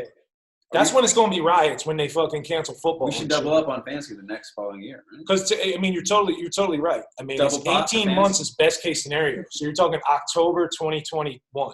Yeah. So like, let's not. I don't want to scare everyone, but like this could be a long haul. There's a difference between fucking false fear that the news is giving you and feeding you bullshit, and actually knowing the math and the science and the common sense and the logic and preparing accordingly. And like. On it, like let's talk about this right now. I am really happy with my situation right now. The only thing that I hate is that like once in a while, because I was a person that was going to work, that was coming home, that was working, that was going to the gym, and then like once a month I was going out with friends, like maybe like because I got too much shit on my plate that I need to do in order to. That discipline equals freedom piece. Whereas like, it's not that I want to retire at 40, but I want to be comfortable at 40 where I go out to dinner, I go out to lunch, that Brian Callen talks about having enough money to go out to dinner and not worry about the bill. Like that's the freedom that I'm looking for. And the reason why I'm going out maybe once a month.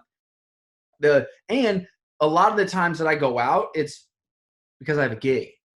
Like, it's not like that's my night where like I'm going out, and that's also work. And the only time where, like, first off, the whole night for me, let's get this clear. The whole night of a gig for me is fun. But the only time where I can then relax, like, and turn it into leisure is once my set is done. Right. And even then I still want to shake hands and make sure I'm professional and appealing to have for people to want me to be around, right? Like if I'm the drunk asshole after the set, no one's going to want to book me again because they don't want to deal with that person who's the drunk asshole after the set, right? So like when I go out with friends, it's not even so much going out with friends. Like my favorite night that I have maybe once every month or every couple months is when I go to Kenny's house and we get a pizza and play FIFA all night. Like that's my favorite night when I go out with my friends. Like, you know what I mean? Like, so one friend, Kenny. So now it's like, this is now time where I'm putting towards even more of the self-care and even more of the getting the things done that I need to behind the scenes in order to make sure that I have freedom in I mean, like life. this is, if anybody who's ever wanted to do it, if you're in that shitty job that you hate, like this is the time to go all in on your chips, man. Like, cause you have lots of time. Oh my God. How many people paying money, you know, they're just giving you extra money to help you out a little bit. You have some space, just go for it, bro. I mean, like, we're doing it. The catch-22 with it. How many people complain about every day having to get up and go to that job and do the stuff that they hate, and now they're complaining that they can't go to that job they hate and do the stuff that they hate and they're forced to stay home whenever they have that stuff that they have to do. All they say they want to do is, I just want to be home. And now the same motherfuckers that said I don't got time that are saying I'm bored. Exactly. Same motherfuckers. Yeah. Mm-hmm. They just complaining motherfuckers. Well, that's just like an underlying attitude. And those are the ones that we should just. That's it. You know what I'm saying? If we could take all the stupid people. You could probably think that. Like, I'm just going to get rid of all the I think it all the time. And I wake up and they're fucking still dumbasses bothering me. But you know, on the other side of that, since we can't do that, that's why I wanted to do things like have you guys on my podcast, and if people watch it, hopefully they get some laughs and stuff, but also like there's a lot of stuff that people can learn from people who have been taking, you know, diet, the Latin word, the whatever you said that translates to lifestyle or way of life or whatever, and taking the stuff that we've talked about on here and can really make that change in their life and start to build on that. And then, you know, it takes 21 days to build a habit, 90 days to change your life, to build a lifestyle or something like that. It's some variation of that. Well, we've got the time now to put in those daily activities that become a habit. So then like I know for us three in here, the exercise piece is just as important as the brushing the teeth piece, right? Like there are two things that we're not going to go the day without doing, right? Like we're also not like, but people don't see that as the important, like they see, all right, they might wake up and brush their teeth and shower and go to work, but the exercise is not, like, to me, the exercise is more important than the waking up, showering, and brushing my teeth, especially now when I'm staying at home. And you know what I mean? Like the exercise part is way more important to me than showering. Like I shower because I sometimes can't take my own smell after you know what I mean? But I also like equivalent. It all goes together. Yeah, I'm a little vain too, where like I don't want pimples all over my face and body. Like that's another reason why I shower. And like, is that a red raccoon on your fucking shoulder right now? Or is that a pet? Oh, I thought that was a pet. I thought you said you was a little vain. No, these are my dread pigtails that I have here. Wow, good tails. 3 dreads here, and then dread tails. That's like you know, the least person you would trust is a white guy with dreadlocks. You know, do you trust a Nigerian sending you an email? A Nigerian prince sending you an email? You would trust fucking Bill Cosby giving you a fucking cocktail? You know. Before you fucking damn, I'm as untrustworthy as Bill Cosby giving a cocktail. Is that what? No, so I'm happy you also brought this up. Like I am such a proponent of someone, you know, doing the things that make them happy, right? And every time that I wake up and I see, now that I do a top bun with my hair forward and dreads, I look in the mirror and I giggle. And it makes me happy. And that's one, I've always wanted to do the dreads thing, but the stigma is that person is a pothead and unproductive and is someone that I don't want my kids around. And like that's always been that's always the stigma with someone who has dreads, right? That I mean, I'll give these numbers and tell me if he's unproductive, okay? Yeah, right? Like, so now I'm someone who's trying to break that mold, right? Like I don't Breaking down stereotypes. I love it. Balls. right. I love Yeah, I would rather trust gas station sushi than a white guy with fucking red dreadlocks. You look like Rufio from fucking Captain Hook. You know? I would rather go to Flint, Michigan and drink fucking tap water than trust a fucking top knot man bun pigtail red dreadlock. Well, it's a beautiful thing, and here we I are. love your point though, because everybody that meets me assumes I'm a fucking racist for some reason. Yeah, they assume I hate fucking gay homies, and that I'm racist and shit, and that I'm dumb, which is funny because I'm like, I am dumb, but I'm smarter than you. Yeah. Which is real fucked up. You know what I'm saying? And there's a great George Carlin quote. It's like 50% of people are dumb as fuck, and half the people are dumber than that. Yeah. That's what 50% is. Yeah. That's fucking scary, man. The average American is dumb as fuck and probably just person in the world. Yeah. And back to You're really driving this point home, man. Bro, I've been saying this since the whole I wonder if you're the COVID conspiracy, bro. Oh, man, don't get me started. Don't get me started. That's your man Bill Gates is trying to get you fucking chip. Wait, everybody's going to play this back about 18 months from now when they're in line for the mandatory vaccine where they got to put a chip on your skin and you're going to be like, this is great. I can buy my groceries and check in at the airport. And they're going to know exactly where you are at all times and not let you into crowded buildings without your fucking chip on that you got the vaccine. Mm-hmm. I told you, man, you don't want to ask me about no coronavirus. This is a virus-free zone. This is a virus-free program. My computer doesn't even have a virus right now. I don't have a computer. So let's not let the facts get in the way of fucking some good jokes here. So you got any other hard-pressing questions for two fucking top-of-the-line strength coaches? Well, I really want to, before we get into the whole exercising thing and what we're doing on a separate episode. No, before we get into, I really do want to talk about like what people can do in their homes and not just say, oh, body weight exercises, but I really Hulu, Pornhub, those three. Disney Plus, snacks, little Disney Plus and Buzz. Disney Plus and Pornhub. Is that how that? Yeah, it's like a gateway. I see Princess Jasmine. Oh god. And then my pants get tighter. Oh man. I open up another tab. You know how it is. It's one thing. It's like a gateway drug. Disney Plus. It's messed up. There's so many. I'm just saying, I got a little thing. There's a Disney princess for everyone's taste, right? There's a Disney. That's exactly right. You get the redhead. Some people like fucking, the old mermaid bottom or fish top. You know what I'm saying? Got your bestiality folks for Lion King. There's yeah, got a little bit of something for everybody. Yeah. The hyenas, that'd be a fun time. Should try it once for the story. Oh man, I mean, we've all slept with something that resembles a hyena. I'll fucking wildebeest. We've all had a fucking wildebeest or two. It's all good, baby. It's all good. It's fun, man. Yeah, pick an animal in there. We've all slept with one of them, right? Yeah, a Pumbaa. You know what I mean?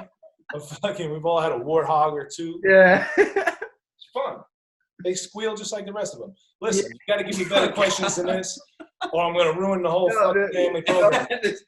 I really want to talk about, dispel some myths about like supplements and stuff. Now, when it comes to all the biggest myth is that you need them because they don't do anything. Okay, next question. So yeah, pretty much. Do you have a specific supplement? Yeah. No, so let's talk about pre-workouts and how much people how much stock people put into they need them or they can't work out or I don't get a good workout in unless I have my pre-workout in. That's just caffeine. That's just people love drugs so much that they can't wake up without coffee. They can't work out without pre-workout. They can't focus without Adderall. Yeah. They can't calm down without a Xanax. They can't sleep without wine. But I don't do drugs. All of them is legal. Yeah. doctor fucking gave me my fucking Xanax and my fucking Adderall prescription. So you're the bad guy. But I mean, pre-workout works. You get excited because it's a stimulant, but the chief ingredient is caffeine. So you're just paying too much money for caffeine. And the way it works is that you're just getting the same effect that you would with caffeine. I mean, like I did a lot of like studying on like every single thing that are popular in pre-workouts, and I mean, you have like your. I've done a lot of studying too. I've done 3 scoops of just about everything that's on the market. You'll see like quarantine a lot of them. You'll see like citrulline in a lot of them. Yeah, so vasodilators and pump agents and stuff like that.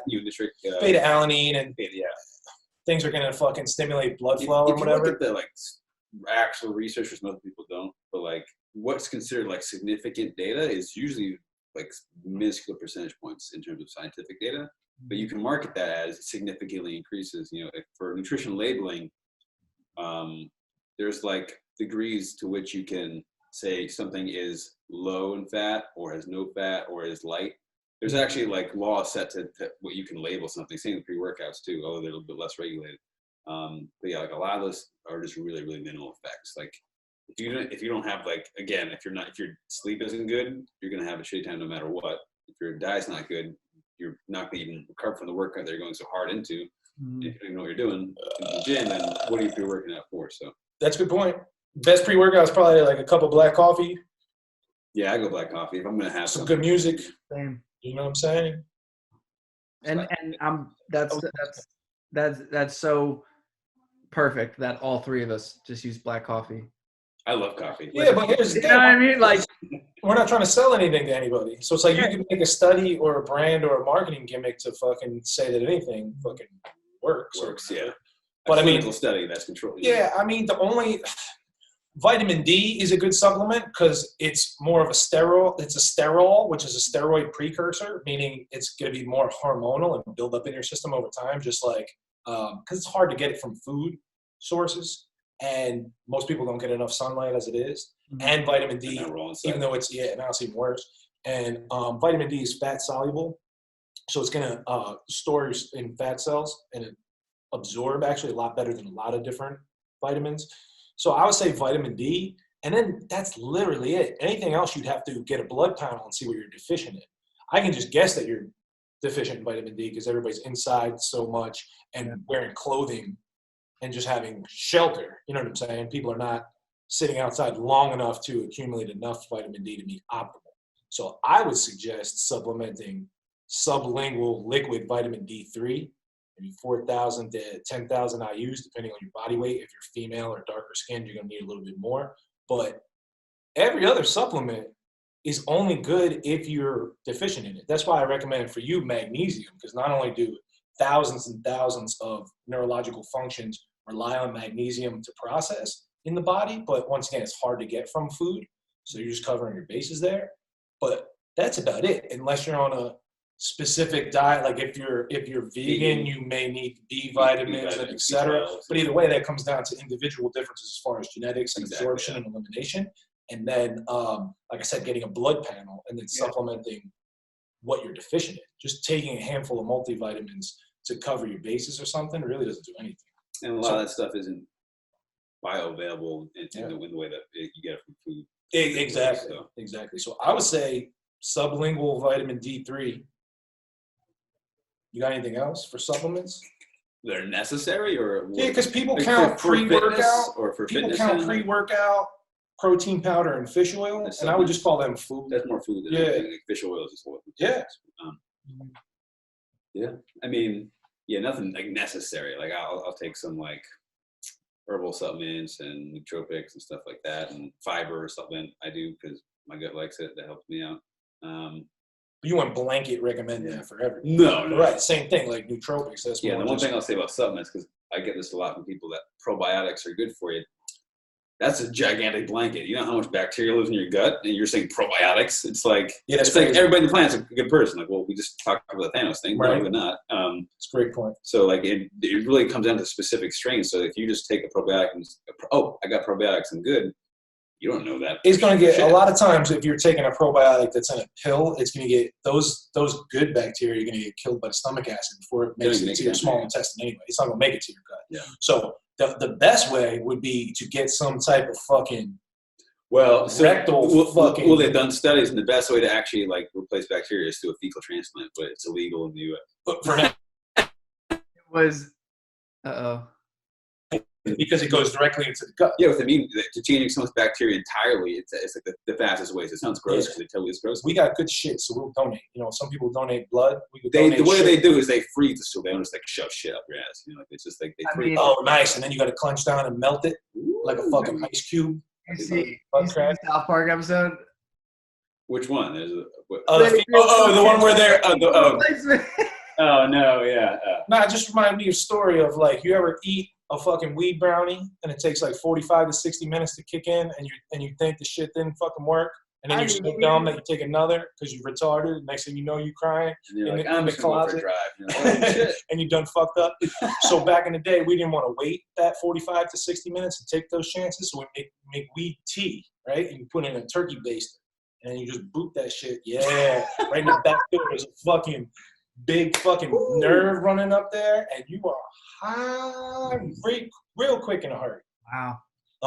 That's what else was we talking about? Supplements. Okay. Oh, probiotics. So that's why what you want to do is get rid of things that kill the good gut bacteria, which you were doing with the elimination diet and keeping your food clean, and then add fermented foods. So we're talking about sauerkraut, kimchi, yogurt, kombucha, better than supplements. Shit, yeah. Anything that's pickled and fermented, like I said, yogurt, kefir, kombucha, kimchi, stuff like that. Very easy to make on your own, but I don't have time, and I don't know how. You have all fucking day, and you have Google, so shut the fuck up. But once again, don't buy fucking store-bought yogurt with all the sugar in it and fucking sauerkraut. Pop Gogurt. Yeah, Gogurt. Yeah, Gogurt don't have no good bacteria. Mm-hmm. And the sauerkraut in the bag that's warm that the hot dog cart guy puts on, that don't have no good bacteria. Make your own fermented shit, be it whatever it's going to be. Side note, stuff tastes better when you make it yourself. Really stuff tastes put that love and time and care into it, you taste that shit. That's why home cooked meals taste dope. 100%. And other side note for probiotics, if you have stomach, you use probiotics may not always be like the answer to that. Everyone just keeps pumping probiotics like, oh my god, research. For my specific billions of different strains of bacteria. Yeah, and a lot of times too much bacteria is the issue in terms of like I had like small intestinal bacterial overgrowth with bacteria in your large colon goes into your small intestine, or your large intestine goes to your small intestine where it's not supposed to be. So you're just adding to the issue by adding more probiotics, thinking that, oh, it's just good for my gut. That's super general. In that case, you actually want to go on like a gut kind of cleanse protocol, which is what I do with a lot of my clients. That's like a step I do like after elimination is kind of go through a gut reset, not a cleanse, that's super trendy, but there's lots of natural herbs that can help reset, and then you start adding in foods, and that's when we start adding in probiotics. But usually after we do kind of like a baseline like reset of the gut. So yeah. So to answer your original question, supplements are mostly bullshit because we're putting protein powders, fish oil, and probiotic foods in the food category. Creatine works, but you can get it pretty well from food if you eat enough meat, red meat specifically. So it works. It increases intercellular hydration, and it's good for all body functions. Yeah, you have it in your body. But you have it in your body already, so you're most likely that's the thing people don't get. They think something's like a separate supplement. It's not a separate thing. And once your cells are saturated, that's it. There's no supercomposition whatsoever after that. So, like I said, the only thing I would say that's necessary, not super necessary, but necessary, would be vitamin D, only because it's hard to get through diet and people don't get enough sunlight. Everything else is only if you're deficient, and the only way to know is to get a legit blood test, or just the N=1 experiment of tinkering with shit on your own, just trial and error. Now, with the vitamin D3 supplement, I've heard this is very, very minimal, basic. I think I read it in one thing on the internet, so you know it's real, right? It's right. That taking vitamin D with calcium is actually not recommended, but so many vitamins give you calcium and vitamin D3, like if you buy it in the store and stuff. What do you guys know or have heard anything? There's like also just a side note, just a general misconception that vitamin D is like just for bone health, but like you say, it actually acts like a steroid. It has like a bunch of hormonal processes that goes through in the body. As far as the D3 with calcium, I know. I read the same thing. I don't remember exactly. Honestly, Don't take it with calcium. Take it with food in the morning, sublingually, meaning hold the liquid under your tongue until it absorbs, 30 seconds or so. With, it's a fat soluble vitamin. A, D, E, and K are fat soluble vitamins. So take it with a meal with food earlier in the day, so it doesn't mess up your circadian rhythm whatsoever. And that's it. You don't need any calcium with it.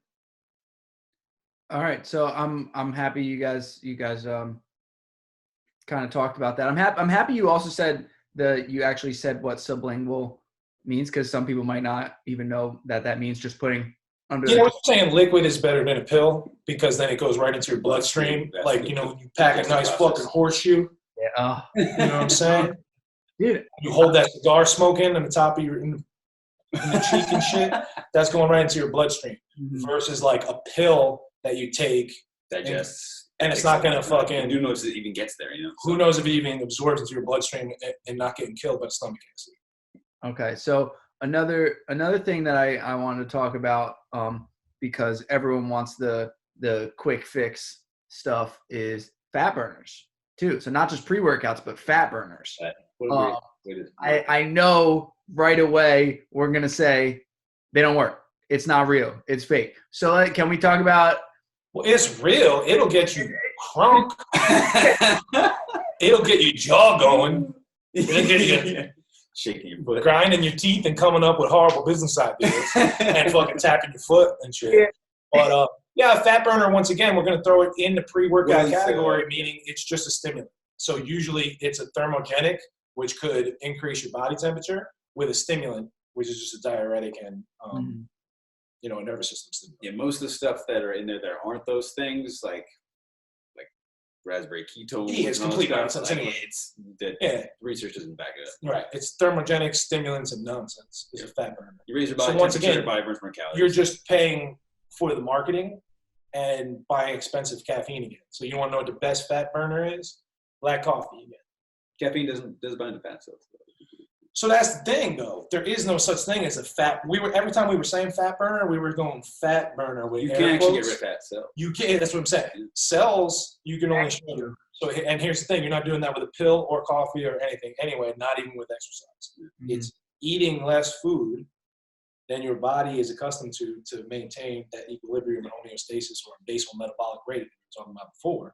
If you find that level, and then eat less than that, meaning a total calorie deficit, then your body will shrink fat cells as it utilizes them adipose tissue for energy. And you got to understand where your body's coming from, because it has no idea what the fuck you're thinking. It doesn't know you're trying to lose weight. It just thinks I'm trying to survive. It doesn't want to lose weight. It doesn't want to lose weight. It wants to survive. Yeah. The more fat you got, the longer it can fucking last through famine in winter and shit. Yes. Yeah. What is fat? It's stored energy. That's literally what fat is, right? It's not it's not the thing that our body doesn't want to have. It's the thing that our body wants to have in case there's no food. Especially titty fat. That's fucking So it's all about the caloric deficit. And I'm happy you brought up the fact that you don't lose fat cells. They just get burn them. There's people picture little gremlins throwing coal on the fire, right. Old steam engine and shit. We're burning the fat today because we took our pills and we ran on the treadmill. And then they go home and they fucking eat pizza and ice cream. And your cells, like you said, I like how he said, your body doesn't know what the fuck you're thinking, and it owes you no explanations. You know what I'm saying? All we know is the laws of physics and the laws of thermodynamics, right? Mm-hmm. And we know that you can't fucking magically burn a fat cell or get rid of it or whatever. You can shrink the size of them as it's utilized for energy if you're eating not enough to sustain yourself, like you said, in a caloric deficit. And that's only if you want to lose fat, and obviously the reciprocal goes if you're trying to gain weight. Yeah. You're going to have to eat more, a caloric surplus, to put on weight. So another thing that anything on either of those fronts is my point. Yeah. So another thing that I wanted to talk about, because I feel like it's in the same realm of thought of as if you don't change anything that you're doing in terms of eating wise, but you just do time-sensitive eating. Now, intermittent fasting. So what do you guys know about intermittent fasting, and what can we talk about, like the different benefits in terms of what people think is it's automatically just going to make you lose weight, but when in reality, in reality, what fasting can do is very, very different in terms of benefits for the body, and also the fact that it's such a new study and the benefits that we know about. In terms of, all right, not a new study, new to the public. Fasting's been around for thousands and thousands of years. But the term, fasting's been around for way longer. You're eating your fasting. But intermittent fasting is a new fact. To the mainstream. That's what I mean. Of course, that's new. But like he said, it used to be always intermittent fasting because you would fucking hunt and gather and then you would fast. Yeah, it's not normal to eat 7 equally prepared meals a day. And then with the advent of agriculture, then you could choose to fast for whatever reason. Yeah. Right? Religious or otherwise, or spiritual or whatever you want to do. Now it's I guess you were talking intermittent fasting in the mainstream as far as like the fitness industry and hot on the internet or whatever. Mm-hmm. No, it's not going to make you lose weight in and of itself. It doesn't matter. The body, once again, doesn't know what time it is. It has circadian rhythms and an internal clock, but it doesn't know, like, oh, don't eat carbs before bed or whatever. Fuck, that's all bullshit. I love eating before bed, by the way. All the blood pools. I sleep like a baby. Mm-hmm. Rest and digest. Way better, right. So intermittent fasting, the only thing it's going to do is let your body digest a little bit more and get some cellular cleanup done, so it's not always processing food whatsoever. And just for people that like larger meals and just a disciplined structure of starting your day, there's nothing wrong with it. But there's no actual benefit to it as far as losing or gaining weight. Yeah, people love it, people hate it. But like I said, a good thing that comes from an intrinsic digestive system, every time you digest food, your digestive system is being taxed, it's working. Same thing with your brain too. Every time you're thinking, your brain is being worked. It's actually in a catabolic state, in waking consciousness. And every time you digest, same thing as the digestive system. So if you have 16 hours where you can just let that chill, that allows it to, again, regenerate a lot of cells. If your gut's cleansed, what that'll do for the immune system is great too as well. So there's health benefits and in some studies, age benefits, anti-aging type of benefits as far as cellular cleanup. Those are pretty legit, yeah. But as far as losing or gaining weight, it doesn't matter how many. You could eat 10 meals a day or 1. And I'll work with some I just do I use time restricted eating as what I say for some people who for schedules are really for schedule for it's lifestyle. a really big issue for them. And we want to make what works for you, and then if that happens to be in a window where you can't eat, then let's just make perfect. I always ask people, are you hungry? Are you starving when you wake up? And everybody's always gonna say, oh yeah, I love breakfast. I'm starving when I wake up. Half the people go, nah, I don't get hungry till lunchtime anyway. But I heard breakfast is the most important meal of the day. So that doesn't mean cereal at 7 a.m. Breakfast is whenever you break your fast. So that could be at any time. So that's listening to the body. Not to mention donuts and bagels with all. Well, you got to have a bagel with cream cheese because we was sitting in the office, and then it was fucking Karen's birthday, so I had to have a cupcake, and then I felt a little tired, so then I had candy on fucking Brittany's desk, and then I didn't want to go to the gym after, and then so the whole day was ruined anyway, so I ate pizza and ice cream, and then I fucking typed how sad I am on Facebook, and everybody felt bad, and that was my fucking whole day. Damn. Wow. I don't think you suck from experience there. Nah, my experience Karen. Everybody knows a Karen. You know what I mean? Real experience would be what you do with the top of a Ben and Jerry's pint lid when you open it. You frisbee that shit in the garbage because you ain't gonna need it, right? And then you just sit and watch the whole movie and cry to yourself. And then once again, you post on Instagram, #FitFam. Look what I did today while you're sitting there. Because it's Halo Top and it's only 300 calories. That's gross, man. I don't even like Halo Top. Halo Tops. I mean, I'll eat it. I'm saying though, but eat whatever you want. If I have the choice, and hit your macros. Shouldn't it taste good too? When I'm thinking about food, the first thing I'm thinking about is health. Second thing I'm thinking about is macros. Third thing I'm thinking about is like the environment and the plant or animal that it is as far as sustainability and just ethics. Then I'm thinking about taste. Then I'm thinking about price. You know what I'm saying? And people don't think like that when they shop, but that's what right. Most people think the other way around. What tastes the best and what's the cheapest. Yeah. And fuck the animals and the environment, let alone fuck my macros and the fucking health choices. Fuck it all. But, you know what I'm saying? But I work backwards. I'm like, first, is it healthy? Second of all, does it fit my goals? Am I trying to lose weight, go sports performance, or maintenance, or a caloric deficit to lose weight? So, right? So food quality as far as health and ingredients. Macros as far as proteins, carbs, fats, and total calories. Then is it organic? Is it grass-fed? Is it cage-free? Is it wild-caught? Whatever, as far as the animal had a good life, right? So I feel good because the animal had a happy life. Then the meat is going to taste better because the animal's healthier. Then it's healthier for the environment because it's more sustainable. And then it's healthier for me because the digestion of the vitamins and minerals and amino acids and essential fatty acids are going to process better in my body. Then fourth thing is taste, because it's a good stand efforting quote. I don't eat foods that I like. I eat foods that like me. That's a good one. And so fourth is taste, and fifth is price, only because I would rather pay that extra couple of bucks for the grass-fed, the wild-caught, and the organic vegetables and stuff like that. Because in the long run, it's better for you. In the long run, it's better for everybody. That's the thing. In America, you don't vote for the president because that's bullshit. Because there's a two-party system, which is not real democracy, and they're sponsored by the same big businesses, right? So, and first of all, we live in New Jersey. So you can vote red, you can vote green, you can vote independent, you can vote whatever you want. It's always going to be a blue state, right? So none of that matters. But what does matter is voting with your dollar, right? So every time you go to McDonald's, even if you're vegan and you're like, oh, let's go to McDonald's and buy a fucking Impossible Burger and a salad, right? You've just voted for a corporation with your dollar. You've supported them to kill other animals and stuff chickens in little cages to make the fucking McNuggies and shit like that. Yep. You know what I'm saying? Whereas I would rather spend an extra couple of bucks on either local eggs, where I know the chickens are running around and living a fucking happy chicken life, or like you said, organic vegetables. It costs more to not have chemicals. I'm with it. You know, I would rather vote, like you said, like right now you're voting essentially wearing that shirt because that's what you're representing. Mm-hmm.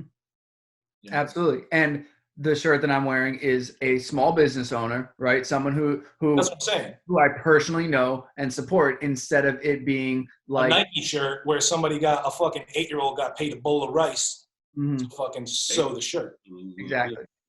A bowl of rice for the entire day of working. And you know what I'm saying? That reminds me of that Ricky Gervais rant. Oh man, that was the greatest thing ever. I tried to send that to everybody. You seen the Ricky Gervais? Was it Golden Globes? Yeah. I mean, that's one of the greatest videos of all time. Link that shit right now. I love that. That's great. He's like, right? Say you're woke. Yeah. And then my favorite bit, and we don't have to go through the whole thing because people should Google that on their own. But my favorite part is he said something about he had a fucking Epstein joke and they all groaned. And he was like, oh, I know you're friends with him. I don't give a fuck. And he goes, oh, you had to take your own private plane because you fucking couldn't ride on his anymore. You fucking fake fucks. I was like, that was the greatest fucking shit I So real, though. So real. It's a beautiful thing, man. So that's why I was saying, like, elective government in this democracy is bullshit. You know, you can legitimately vote for in the primaries and for local government. That's pretty legit, where you can actually make change with your vote. But other than that, you're voting with your dollar. This is a capitalist society over anything, right? And I always think about that when when I talk about nutrition. You know what I mean? It's what I want to put in my body as far as performance, taste, health, and macros. So that's how I break down any food, like shopping list or diet plan that I'm writing out. Yeah, I mean, it is entirely true that you are what you eat, literally, especially if you're the cell turnover is every 7 years or something like that. But what do you think your body's made up of? It's constantly, cells are constantly dying and being regenerated, new cells are forming with the stuff they're intaking. If you're eating a depressed, antibiotic pumped, rolling in shit animal, what do you think that's going to do to your body versus something that is enjoying life? You know, it's an entirely different experience. But and right, we're so disconnected from our actual meals versus, like, you don't see the cow that you kill to eat the burger, right? And that's how I bring in spiritual, mental, and physical to diet, because we always try to tie in and bridge everything in together with everything, not just exercise, not just whatever. I'm always thinking like those 3 steps, those 3 layers of being a human being. You know what I mean? Yeah, and when it comes like the perfect, you were just talking about the cell regeneration and stuff. You are what you eat and stuff like that. That's perfectly why I would go about changing my diet to get rid of eczema and asthma, right? Because my skin is reacting in eczema. So if I go back down to what I'm eating, then the cells that are being regenerated to reform my skin, because I think I'm not sure if it's just the outer layer, your epidermis, the actual outer layer of your skin that's all new every 30 days. But I'm not sure if it's like the whole epidermis or if it's just the outer layer that's new every 30 days. But that taking in what I'm eating to then change the actual makeup of the cells of my skin, so then the eczema can then be eliminated, and then the response from, because eczema and asthma are very much linked in the autoimmune response, to then change the way then there's no eczema for the asthma to then be flared up and engage with. And so when I'm talking about, when I'm thinking about the stuff that I'm eating, I love that you said like the actual voting. It doesn't matter what we put in our vote for, because this state in New Jersey is always going to be a blue state and stuff. And isn't it true that in actuality, like Hillary won the popular vote? Yeah, it didn't matter. And it didn't matter, and Trump still won. So like, he played the game better. Like that, but there's the fact that one person, you know, I don't want to sound like Joe Rogan when I'm also doing a podcast. But just the fact that one person is in charge of everything. Yeah, a popularity contest for the leader of the free world is pretty fucking stupid. Well, I think the human brain can only care about like 70 people. I think it's 150 people. 150 people. I think trying to run. Yeah, it doesn't make any sense. It's all a bunch of bullshit. It's like local government, you know, like. But that's where you can affect change in your fucking community, in your ecosystem, and in your own body, and in your which is what upsets me when I have like a lot of like super politically opinionated family members and friends, and who will just spew stuff about. I'm not a political person on the big stage. I think both sides are fucked. But like just talking shit to Fox, to CNN, whoever they hate. I'm like, if you want to affect real change, yelling at me and TV is not going to do anything. But there's a homeless guy out there right now in your community that's within 5 miles of you that could use your help. So like, if you want to actually impact change, think of your immediate circle. It's really, really, really easy to just yell at something out of your control. Of course it is. Like, fuck, we're on a rock in space. Stupid rock in space. Like, you can't control that shit. I can't control Donald Trump running president. Yes, vote for sure. I'm not saying don't. The ratings are tremendous right now. I have more views than The Bachelor. I don't know if you've seen, but the past 4 Super Bowls combined, when I come on and I talk about this virus, it's tremendous for me. Just to let you know. I kind of went like a little De Niro there for a second. Well, that's what I got. It's like a Pesci, De Niro, Trump type of thing. Trump, it's tremendous. And we've been stopping trade with China. I don't know if you ever know how he says China. It's pretty funny. But that was a great point. You can make change. That's exactly what I was saying. There's somebody that needs how you can fucking adopt a dog, adopt a cat, or help a homeless person right fucking now, and actually make change. Behind people are doing that, like I'd rather just debate about things that aren't. And cry. That's my favorite thing to do. Actually, is troll people that are super left or super right with the other side. Me too. I play devil's advocate. Oh, it's the best. And just fucking with people. And it's like sometimes I'm like, yeah, it's like.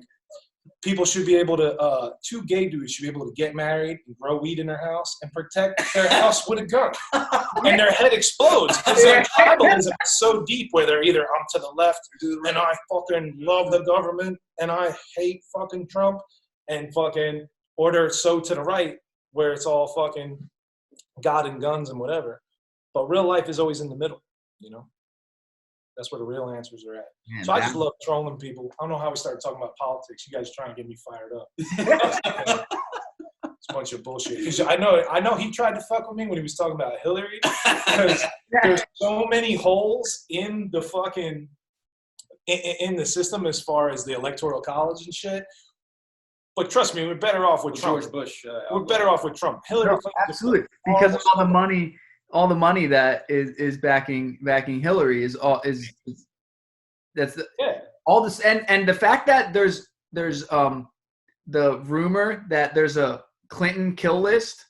By the way, So we can say that on this side. He said that on his side. We love the Clintons over here. You know what I'm saying? Yeah. I seen a meme the other day. It was a tire. It was a tire hanging from a tree, and it was like they said something bad about the Clintons, and the tire accidentally hung himself. Like, you know what I'm saying? But, oh man, I don't even know what I was saying. But Trump is a scumbag, right? But Hillary's worse. Right, Yeah. so it goes back to South Park was right. Season 4, South Park, Yeah, like the year giant 2000. douche church sandwich, man. It's Yeah. not democracy when your only choice is a giant douche and a turd sandwich. Mm-hmm. That's ridiculous. That's not a good choice. They both suck. So it's like all fucking young liberals and women are like, yeah, Hillary. It's like, no. I want to be on your side, but she sucks too. She sucks too. Yeah. Yeah, you can't And get it's caught up like, with it. Yeah. but Trump's a businessman, and he's going to drain the swamp, and he's successful. It's like, my man was a fucking New York Democrat his entire life, and he put on a red trucker hat, and y'all fell for that shit? He's like, nobody's more religious than me. Easter's a very special time for me. That's when I want to be back. I actually love rabbits, and I color eggs for fun. I hide them around the house. Don Jr. finds them all the time. You know what I mean? And it's like, bro, I see that you're bullshitting, but the whole middle of America's fucking lined up with their fucking red hats. Where do you go?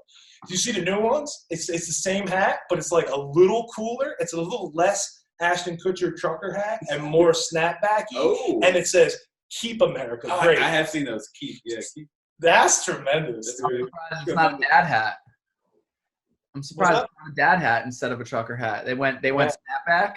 They're trying to appeal the other. They had to do Trying to get the Trying to get Shawn right. yeah. I think maybe the metaphor is when you talk about diet, it's like talking about religion or politics, where people get really like, "Oh, I eat healthy. I know what I'm doing." Like they get real defensive and jumpy and shit with their shit because it's a really what you put in your mouth. Like your food is a real personal thing. You know what I mean? And people have almost like a religious connection to their. And I'm not even talking about carnivore versus vegan. I'm talking about people that think just like don't tell me to change what I eat. Like they are represented by what they eat. And that's pretty cool. Whether people are supporting a religion or not, they're religious about something. Right. And in any form, it can take on the same amount of anger and manifestation. Dogmatic tribalism, where you're not even thinking and you're just fucking going with whatever they told you. This is a random thought in my head, but like who are the kind of people that like comment on like constantly like fans or followers of like McDonald's? I think there's like people out there that like go on their Instagram and they're scrolling through. Right. Like who is that person? They're the biggest brands in like Coca-Cola and McDonald's are the two biggest brands in the world, and they have all these followers on all this stuff, and yet everyone that I know is that because I associate with a lot of healthy people that go to the gym and stuff. Everyone that I know is like, I haven't had McDonald's in 10 years. I haven't had a Coca-Cola in this, or I'm definitely not someone who follows and likes and comments on Coca-Cola. But if you go into an impoverished community or an inner city, that's the norm on the daily because of what we were saying before with like food quality and health and everything. Yep. Most of those people are skipping those first three. Maybe they don't care. Maybe they're uneducated. Maybe they're naive, or maybe it's out of necessity. Yeah. Out of necessity, where they have to only what's the cheapest. And unfortunately, the crappier foods are the cheapest. Or even what's in walking distance, right? Because there's not going to be a Whole Foods that's in an impoverished area, but there's most definitely going to be a McDonald's on every fucking corner. 100%. My first I'd never really been to like the South until I drove back from California, went down the Southway, and I remember stopping in Alabama. You don't like your kind around here, boy. I get uncomfortable in certain parts of the South. You're not from around here, are you, boy? I get uncomfortable in certain parts of Pennsylvania. Yeah. But like I remember driving down through there, and I stopped. Is he a mulatto or a cowhead? Both bad. I can't. Mulatto. I can't care. I remember stopping to get gas, and I'm looking around, and literally like 95% of people are obese, not just overweight, like obese. And I'm looking for food, and within a 10-mile radius, there's only fast food places. And I'm like, well, this makes sense, you know? And Yo, an extra large shirt at Walmart in Alabama is a fucking triple X. yeah, like, you know, when you go to the stores and they're all sold out, they only have XXXLs. This is like you only have small. They ship them.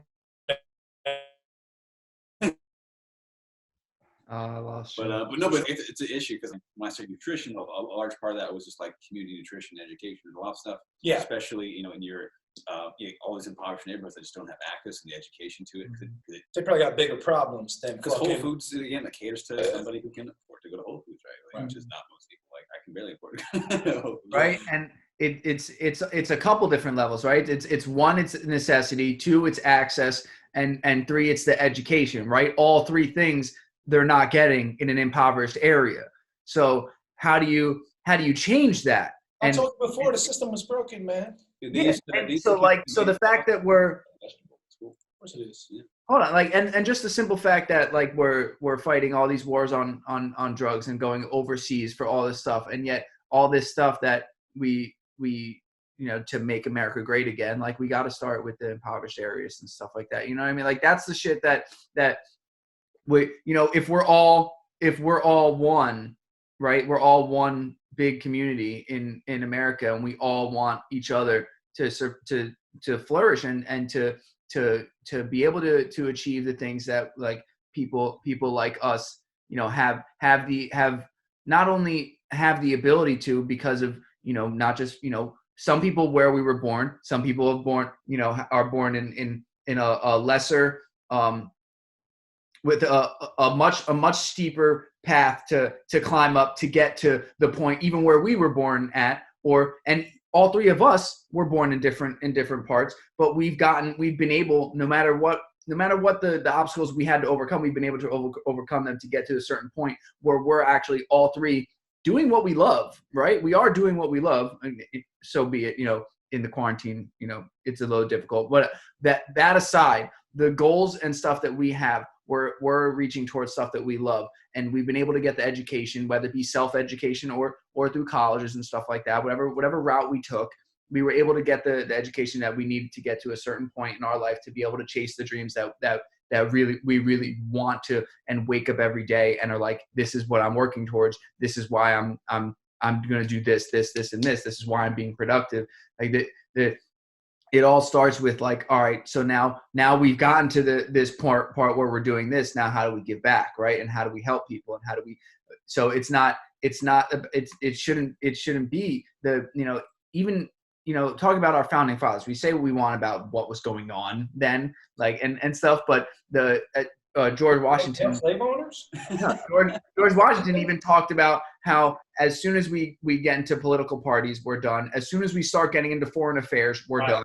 Like they knew then, right? And yet that is what is in the forefront of politics, right? Foreign policy and just two parties, right? And this is crazy. Like I really did not think I do not talk about politics. You got it started with the Hillary Clinton. I know. But pay your dollar with nutrition. I tried to rope it back around. Wait, yeah, no, it was you that started it. The Federal Reserve just printed out and came up with $1.2 trillion to send me a fucking $1,200 check. So they admitted the game is rigged, and they could just hit fucking click, and $1.2 trillion comes out of nowhere when they couldn't print out $50 million to fix Flint, Michigan, or Detroit, or Camden, New Jersey. You know what I mean? Camden's 45 minutes away. You know how much crime and fucking. It's the second worst in this country. Second worst in the country. So we got $1.2 trillion to say, lock yourself indoors, binge all the Netflix you want, but here's $1,200 so you can still shop on Amazon and still get your fucking Pornhub on and your Netflix and keep shopping on Amazon. Here's $1,200 to stimulate the economy, right? When you could have printed out a lot less. I say printed out as a joke. It's just ones and zeros. Yeah, just don't print it.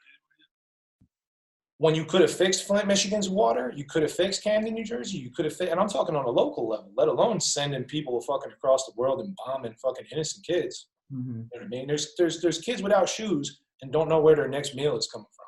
And we're printing out me a 12. I'm saying here, and you're putting me a $1,200 check. For what? Just let me go back to work and let's take some of that fake money and fucking help people that need help. Yeah. You know what I mean? Fuck, man. Get me all fired up. Talking about Hillary. And by the way, Mrs. Clinton, we love you on this side. We love the Clintons. And we know Bill Clinton didn't ride 29 times in 2018 on Jeffrey Epstein's private plane to the private fuck island to bang 12-year-olds. Yeah. I know he didn't do that. Ryan Janni said that. No. We would never say that on this side. And we love the Clintons, you know? Because I don't need any accidental. I don't know anything about the Epstein plane. I said something about Clinton, there being a list, right? A list of people they love. That's what I said. Oh, the love list. The love list. Of the accidental. All their friends. All their friends that they love so much that they lost. That's what the that that's like a single tier. Oh. The list is retroactive. Somehow it goes beforehand. Yeah. They just know. They have that feeling it's going to happen. So, you know. That's all yeah, that stuff is. What are the next way? You got to get us away from politics. You got training and nutrition. Okay, no. So what have you been doing for your workouts? I've pulled and pushed every rubber band there is on fucking planet. I'm losing my mind over it. It took me 2.5, 3 weeks to realize that thing weighs like 50 pounds. There you go. And it has handles on it. Yeah, This side. water jug, dude. Yeah. Oh my God. You got to go prison style. I got the best row workout ever. I can do volume. It's all volume because it's 50 pounds, which to some people is quite a bit, and for rows, that is quite a bit. That's good. That's a good amount of weight. Anyway, I'm able to do. It doesn't matter though. Stimulus matters. Yes. Yeah. So your perceived exertion and your reps in reserve is what matters. Mhm. Right? So if you want me to break this down real quick, or do you want to finish what Yeah, you're saying? yeah. I like how you're lifting that. So if you're going for, let's say, less than 5 reps, you would judge how many more repetitions you could have done by an RPE, or a rate of perceived exertion, right? 10 being you died, 9 being you probably could have done 1 more, and so on, right? And that's for like intensity bouts, like 1 to 5 repetitions, let's say. Then when you're talking higher repetitions, you're talking about repetitions in reserve, right? So RIR, reps in reserve. So if I say do a fucking 7.5 RPE of your 14 rep max on fucking dumbbell lateral raises, what the fuck does that mean? But if I say do 12 to 15 range with 1 to 2 reps in reserve, and you get to 13 and you think you had 2 more before failure, you're there. And then you can work on 1 rep in reserve, no reps in reserve, and then you can change rest period, sets, reps, or increase the weight at that point. So I think where I was going with that was we don't have any intensity now. Like if you had a barbell, you can do 1, 2, 3 reps and get a stimulus on the body. Whereas with a rubber band or jugs of water, you can do 20, 30 reps and you're calling it volume, but volume is also cumulative, right? So you could do 20 or 30 reps and you had 30 reps in reserve, or it was an RPE 1. Mm-hmm. You got to pump and you got to burn, but that's not what grows muscle, preserves muscle, and loses body fat. Yeah. You know what I'm saying? So you have to find creative ways this time to push yourself to failure or near failure with stuff. You can't just be going through the motions. Now, sure, you're moving lymph and movement is always good, and you're burning calories and blood flow and everything like that is good. But you're not going to build muscle without some type of progressive overload. So now I'm doing supersets, drop sets, shit to failure, and not even worrying so much about the number of repetitions or even the weight. Where in the gym, it's easy to count sets, reps, and load, meaning weight on the bar, weight on the dumbbell, or the weight stack. Mm-hmm. So it's easy to progress that way. And there's plenty of intensity because there's plenty of weights. But now you got to think of it more of a stimulus as far as reps in reserve. Yeah. If you can do if you finished a set and you could have done more than 2 more reps, like, oh, I got to 10, but I could have done 10 more, you didn't do shit as far as stimulus. Mm-hmm. Everything is a warm-up until that last set, the last 1, 2, or 3 reps is where you're pushing the body past homeostasis to create a change, or you're disrupting homeostasis to provide a stimulus for the body to adapt and change. Does that make sense? Or was I rambling? No, that was good. Exactly. The point is, just because you got a rubber band and you pulled it apart 10 times because you're doing 3 sets of 10 doesn't mean anything. It's arbitrary. It's arbitrary. Go for more of a stimulus at this point, and you really have to push yourself harder. You got to feel it. Because you got to feel it. Because it's like like I said, with a barbell, 3 sets of 3, you're smoked because it has intensity relative to your strength and body weight and et cetera. You can measure that. And you can measure that. A rubber band right now, some days I pull that shit apart 10 times and it's burning, and some days I can go for 30 reps. None of that fucking matters. It matters that I progress over time. Yeah. Exactly. So one thing that I've really been because it's about at the end of the set being fully tired, right? Are you guys frozen? Are you okay? The one thing that I've really been doing is not tired, like sleepy tired, and not even like exhausted, but the muscle not being able to contract anything. There we go. There we go. So what I've been doing is almost all circuit training. So yeah. So now that I've figured out that I have an actual like heavy, art rated perceived, whatever. It's heavy for me in certain exercises. To use as tool. I've now I have a like a normal duffel bag gym bag that has backpack straps. So I put a case and a half of water because that's how much weight can fit in there. So now I have that to put on my back when I'm doing push-ups, when I'm doing squats, and then I have that on my back while I have these weights that I'm bending down and doing deadlifts, and then also when I'm bending over and doing rows. So I'll do all of those things in succession because now I know I've hit every body weight, I've hit every movement pattern, right? Plus and legs, right? I've hit all 3 of them with all of those exercises, and I'm so pumped because on Saturday the pull-up bar that I ordered finally came. Yeah, so now I'm blessed. I got the hip rack and the pull-up bar. But for me, I've actually been able to you guys are both stronger than I am in terms of just like relative and maximal strength. Stop it. but I've been able to get some decent intensity. Just like most people can't do 10 one-arm push-ups well. That's intense. 100%. I don't know if I can. Pull-up bar, no one can do one-arm pull-ups, even front levers. So like you can do a pistol squat with even like. You take one of those 50 speakers and try to do a pistol squat with one of those guys. I've been doing a lot of no-arm push-ups. Just one is all you need, really. Dick push-ups for your just a cock push-up. Yeah, that's great. Body weight stuff, that's all you would really need. Like you said, a gallon of water weighs 8 pounds. So now you got 2 8-pound dumbbells right there. Mm-hmm. Everybody's got that. It's nice to have rubber bands because they have a nice little strength curve, a little resistance curve to them. But even if you can't order rubber bands, like I said, filling the backpack up with rocks, sand, whatever. The only equipment you need is the pull-up bar. Everybody should have had that already. Yeah. Because not everybody's lucky enough to have squat rack, bench press, or even assorted dumbbells at this time, or like I said, even one single kettlebell or a rubber band set. Yeah. Or something like that. So then you're doing what you're doing, picking up the speaker, picking up the milk jugs, the fucking bag of rice. Carries. Bag of rice. And also like perfect. Yeah, 50-pound bag of rice that mom's got. You do fucking squats with that. I mean, like my leg day now, like since you can't squat and deadlift, sure, I'm doing lunges and Bulgarians and stuff like that, but it's more fucking sprints and jumps outside. I was about to say sprints. And then sets of a fucking 100 with body weight squats or goblet squats. Like sets of 100. Like that's fucking horrible. And it's more mental training. Yeah. Oh yeah. Yeah. We're all strong enough and have enough endurance to do 100 body weight squats. But when you get to 75, you get to 75, you're like, fuck this. But I have to keep going. I have to keep going because I said I was going to do 100, and I won't get the benefit that I was looking for if I quit now and know I could have done 25 more, right? Like you said, with the rated perceived exertion versus the reps left in the tank, all the stuff that you were talking about with that, right? And then do it.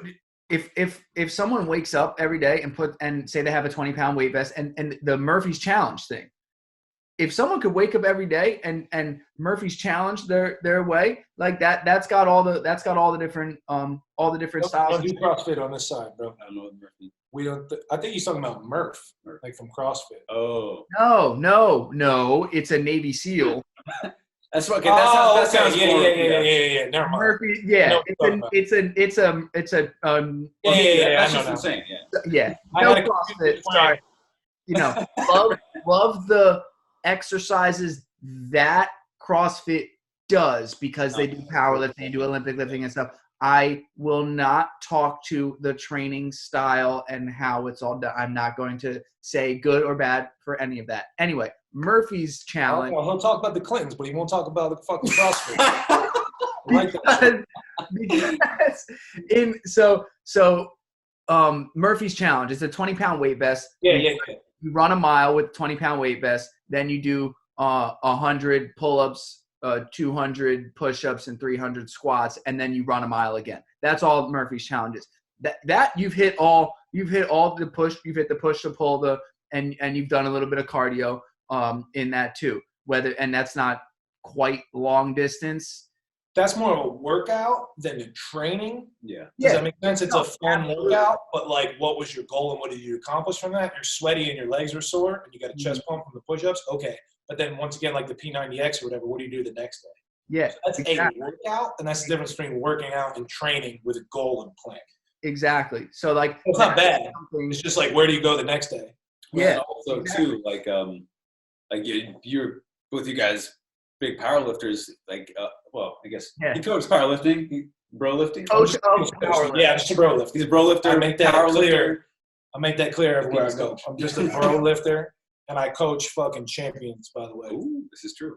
But I mean, we were talking about this too in our podcast about athletes and crossover in sports and how important it is to get a variety of training stimulus. All the stuff you're doing, even if you're not doing your exact same thing, it's all going to benefit. You know, like you're strengthening gears that you haven't been because you've been working on other stuff, and that's all. I mean, long distance endurance stuff isn't directly correlated to a 1 rep max, but there's enough crossover that you're working. A muscle's getting stronger. GPP, fitness level, exactly. Fucking lactic threshold, fucking working. When was the last time you were doing sets of 20 to 30? That's the way I'm thinking about it. When I go back and I'm doing 1 to 5 reps or 8 to 15 reps, that's a very different stimulus than 20 to 30 reps with fucking 3 drop sets and 3 supersets and fucking sweating and pumped and whatever. It's very different than doing a 3x5 or something. Yeah, I imagine if you're intelligent about how you program your time off away from the weights and you come back to it, you'll come back even better if you're exactly. You should, you know. And even the single leg, one arm stuff too. You're just strengthening a bunch of stabilizers that when you get in a bench press are going to be able to lock you in for a lot more load than you would normally do. So you're just working stuff in different ways. So yeah, and with the stabilizing stuff, like that weight, most of the weight of the speaker is in one side, awkward, but yeah, the handle is on the same side for each one. So when I'm holding them, the weight is in the front of one and in the back of the other. So now I'm not doing an evenly distributed deadlift bar, right? So not only am I doing more reps, but now I'm having to rearrange how the stability aspect of it. Yeah. And same with, how stable is a freaking backpack of water bottles that I have on my back when I'm squatting. Unstable loads are fantastic. Yeah. So and then take that. Also now, I was doing so much of the 1 to 5 rep range, right? Now I'm doing so I'm forced into a different style of training to vary my training, which is then only going to benefit me when I get back to that training style. Like, and not to mention the rep ranges and stuff that I'm doing. Smoking the nervous system and the joints, so you're getting a little rest from that. Yeah, and so that stuff, because I'm doing those same work, I don't know, maybe you can speak to this more. I think I'm burning more calories per workout in this because versus what and why? Why is that? This is why I'm not sure. That's why I'm not sure. Nobody's sure. That's why it doesn't matter, is my point. Okay. Calories burned is a useless measure. Okay, so tracking progress of your workouts and tracking your calories is all you can do accurately. So wrong wording. So my verbiage is very important with what I'm trying to say. You're increasing your GPP, which is your general physical preparedness. Your fitness level is going up, maybe even anaerobic capacity because of the high reps, heart rate, lactic threshold, and fucking respiratory demands on doing high reps, supersets, and circuits and stuff like that. Okay, so like you're saying, that's going to benefit you when you go back to the 1 to 5 rep. And where I guess more where I was going with that is I feel like I'm getting more definition and more cut and more hypertrophy from these types of workouts than I am from the powerlifting 1 to 5 rep stuff that's such low like one bench workout for me, because I'm doing 1 to 5, might only be 12 reps. Right? Whereas in this, I'm doing a minimum of 20 push-ups with 40 pounds of weight on my back. Way more time and retention. Time and attention. Yeah. So I'm purposely not stepping on a scale every day. I don't need to, right? Like during quarantine, right? Because I don't need to. Like it's all about how I'm feeling, and when I look in the mirror, do I like what I see? Those are the two things that I go by with right now, especially because I'm not trying to make a weight class, right? Like I don't care. Yeah, it always goes back to your goals. Yeah, like right now, it's about how I'm feeling every day. Am I optimizing my ability to be productive every day? So is my energy level up? Am I in the right positive mindset? Am I promoting the right positive mindset so that I can keep going and be productive throughout my day when I'm doing the things that I need to get done?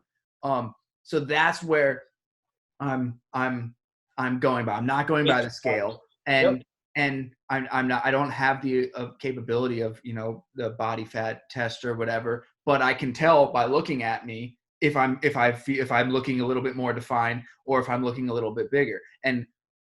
But most important right now is how I'm feeling, and am I able to be productive with how I'm feeling through all of this. And these workouts are testing me so much more it's so much more of a mental, am I gonna get through it, and am I gonna do everything I said I was gonna do? Am I gonna do the five am I gonna do the circuit 5 times, or am I going to quit after I do it 3 times? Because like I got a good workout in, and like I'm chill. You know what I mean? Like that's where the mental gains come in, because that's you conquering adversity. Because exactly. that's all fucking lifting weights is manufactured adversity. You sit the dumbbell on the fucking floor, you don't have to pick it up. It's going to sit there for forever. But if you set a goal to lift it 20 times or whatever, and you fall short of that, you just became mentally and physically weaker. And if you accomplish that and add 1% the next day or the next time, then you've just become better. So all it is manufactured adversity. How we started talking about this, where fitness is just a vehicle for human performance and getting a human being better. It's just a small part of being a human being. And some people skip that part. Yeah.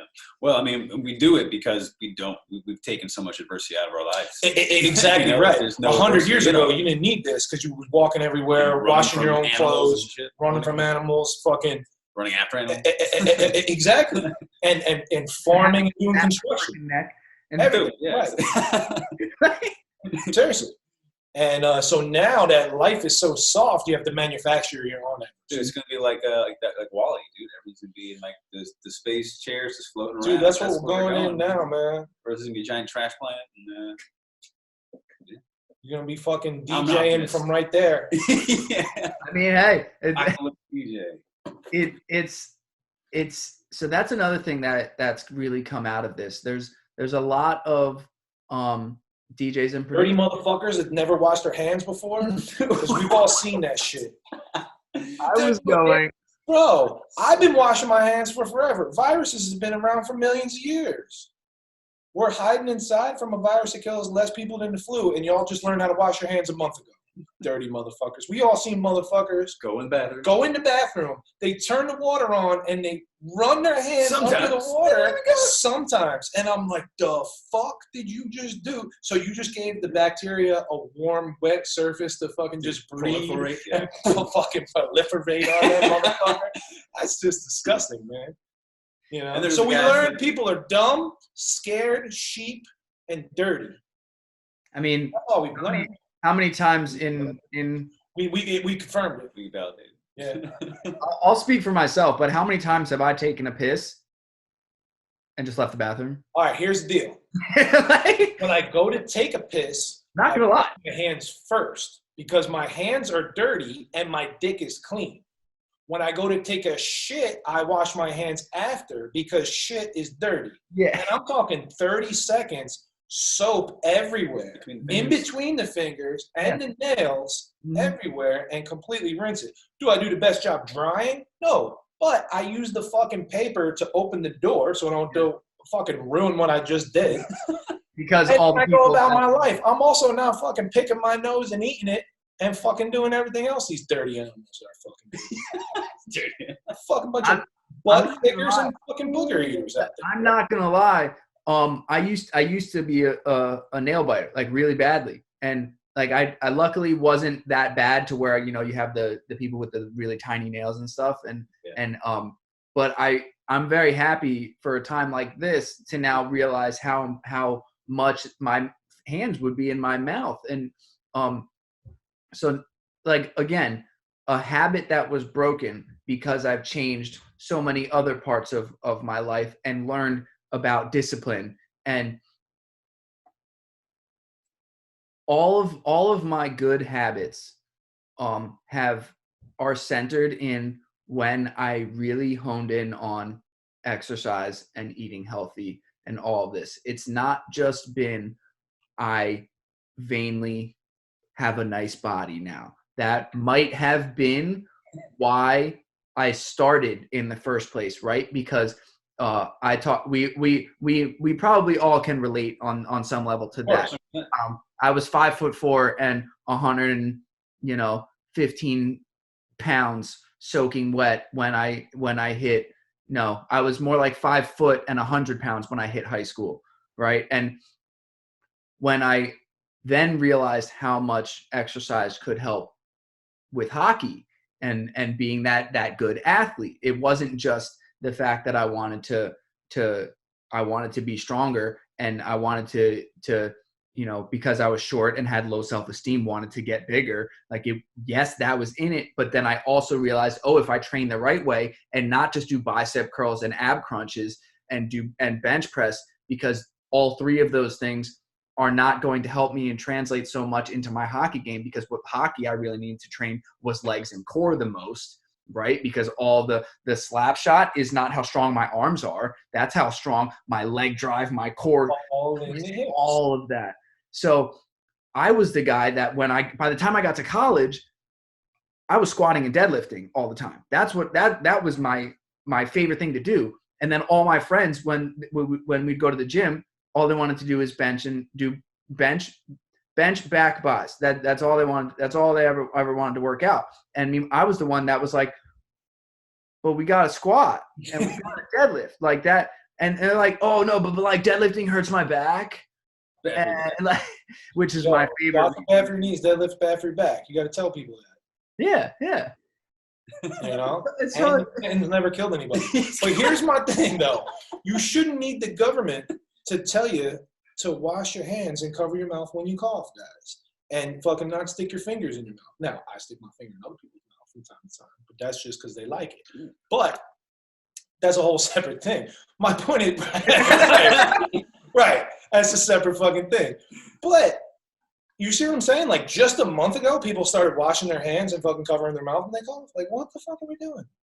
Ridiculous. No, I love what you're saying. We all started some type of fitness journey. Well, we talk about this on our show all the time, like about for some type of shame or something you don't like about yourself, whether you're too fat or too skinny. And sure, all three of us have woven in sports performance, martial arts and hockey and football and whatever, respectively, have been mixed in as far as our training, as far as strength and conditioning and stuff.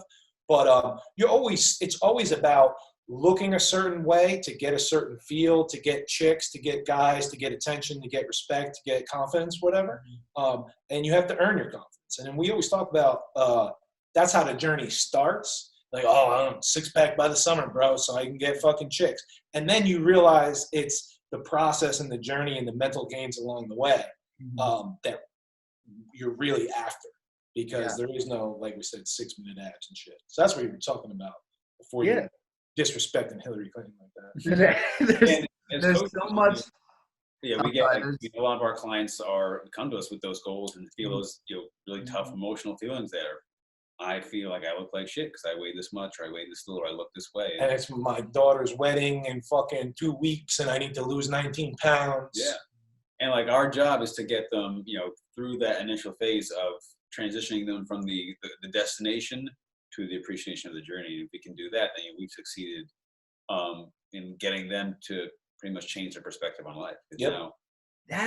That's a really interesting point that you bring up there. And not everyone, most people that are coming to you have a specific, very short-term goal. And how difficult is it, do you think that is the most difficult part of training, getting someone to go from the mind shift of just these short-term goals to then changing it into a lifestyle? Like, what would you say is the amount of people that come to you with a certain goal to translate into it now being part of their life, that they just continue to exercise and stuff 100% like that? 100% of the successful ones. Yeah, exactly. No, exactly. Because I'm not fucking prescribing exercise. I'm selling the whole religion and lifestyle to it. Mm-hmm. Like we were talking about, creating a habit in 30 days, 90 days, 21 days, whatever. Once they get past that point and they're not he was telling a story yesterday how a friend of his who was a client tried to lose 100 pounds. And by the time he got to 70 pounds, it wasn't a loss. It wasn't an L that he didn't get to the 100 pounds. He had run 5Ks. He set a new goal of running a 5K in every state or a half marathon, whatever it was. And he just fell in love with fitness and moving and what his body can do, and created new habits. So it was a win. We fell short of his goals on paper, far past the time. He wanted to lose 100 pounds in 3 months or whatever the fuck it was. And a year goes by, he only loses 70, but is a million times better mentally, physically, and spiritually because of the journey that he stuck to with the consistency. Yeah. How bad did I fuck this? It wasn't 3 months. It's probably like making up numbers. Yeah, I think he said 100 a year. I think he maybe got to 70, but still a win. But guy had never run before, and he's a big guy. Guy had never run before. Yeah, he worked with my coworker, not directly. I just helped him with nutrition stuff, but started literally just running the length of like a sidewalk of a house, progressed from there, and he's like, I want to make this my goal, and he just set that goal, and I helped him out with nutrition, and for him, time restricted eating was really beneficial for him to help him out for his crazy work schedule. That's a situation where that helps. And then he just loves it now. He doesn't even like think about the goal of 100 anymore. He's just like, I just have fun doing it. It makes me feel good. He's a big golfer. Like, it makes me feel better playing golf. I get to play with my grandkid more. Like real life shit. Like no one cares if you're IFBB bodybuilder or a six pack or a nice butt. And if they do, it's if they care about you because they care about that, and that's not a good thing, right? So. All short term. Do you want people caring about you because of that? Maybe you think you do, but you think you do. You really do think you do. Talk about most famous people, not most, but a lot of famous people who are depressed and lonely because they got fake friends, So right, but you think that's what's going to get people to like you is a bigger butt or bigger arms. But it's the discipline along that path and who you become along that path that they're actually attracted to or respect you for. Yeah, not the size of whatever. Yeah, and like I said, a lot of us come from a place of shame. Like I had low self-esteem too, and stuff like that. And as cheesy as it's going to sound, it's a journey to like love and respect and feel appreciation for yourself. For yourself. Because then you don't need that, anything like that, and then you're good with what you've done and what you can do, and you can set even bigger goals, better goals. The biggest respect you can get is self-respect. Yeah, it's a beautiful part of the journey is where it goes from. First, I may not like myself how I am to get started. And then it turns into, I now love myself so much more. So I'm going to continue this because I now know what it takes and what my body needs in order to function the best, look the best, feel the best, be the best person that I can be. And it turns from the almost like, let's make it, I'm gonna make it very, drastic to make the point. I hate myself, but now I love myself, so I'm gonna continue. And now I love myself. So that's not drastic. You said it pretty well. That's most people. You gotta start by fucking hating yourself. Yeah. That's where they usually do start. That's where you start by default. And then you don't learn to love the bigger butt, bigger arms, six-pack, whatever. You learn to love yourself. Mm-hmm. Yeah, I mean, most people are working out to love themselves. Yeah. But, once you get to a point where you love yourself, you want to work out because you want to take care of yourself. Yeah. Life is awesome. How's somebody else going to love you and respect you when you don't love and respect yourself? Exactly. It's a reflection of your perception, bro. 100%. Are we we just doing 6 hours here? Do people fucking stop listening fucking 2.5 hours ago? We're just fucking masturbating. The producers. Is there any more big questions? What are we on? 3.5 hour mark? I mean, shit, if that's not like a perfect place to freaking end this talking about that we could always run it back with whatever, you know what I mean? We got plenty of time. You can come on the bridge. Come on. Yeah, you can come on our show as a guest. We don't do video just yet. This is our first video experience. We're not there yet. But we're banking up a lot of audio stuff where it's very little fitness and nutrition talk, where we just talk sports and then it rambles into craziness and whatever. As you can see, this conversation a little. So the one thing I want to make sure of is, can you guys?